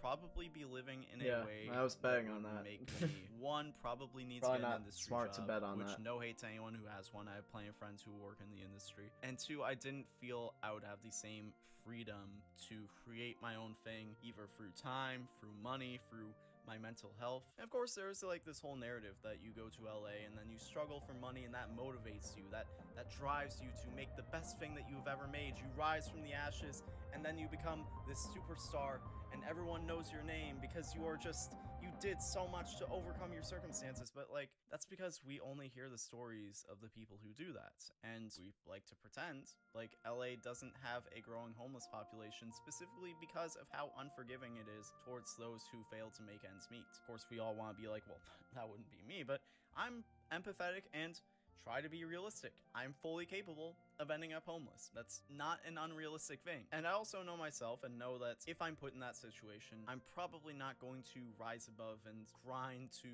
survive. I'm probably going to shut down because I have a job where I need to be creative. And being creative when you are in survival mode is very difficult. And I'm more likely to be motivated with the chip on my shoulder that people think that I'm gonna be real, bro. I think I'm just an anxious person overall. Because I feel like the more I get into a more stable position, the more I realize maybe that's not the issue. Maybe it's not like, oh, I'm just trying to... Nah, I mean, like, to be fair, I don't know, I try and think back to... The thing is I think back to when I was living with my parents and I was just making money at the round table. I'm like, honestly, like, dude, I did not appreciate that enough. I did not appreciate how easy I had it. Like, I didn't have to worry about bills. I didn't have to worry if I would have, like, food or about, like, the fucking, like, heating or water or anything like that. Like, I didn't have to worry about any of that. I was just doing my thing, bro, and I was making money. I could go up to...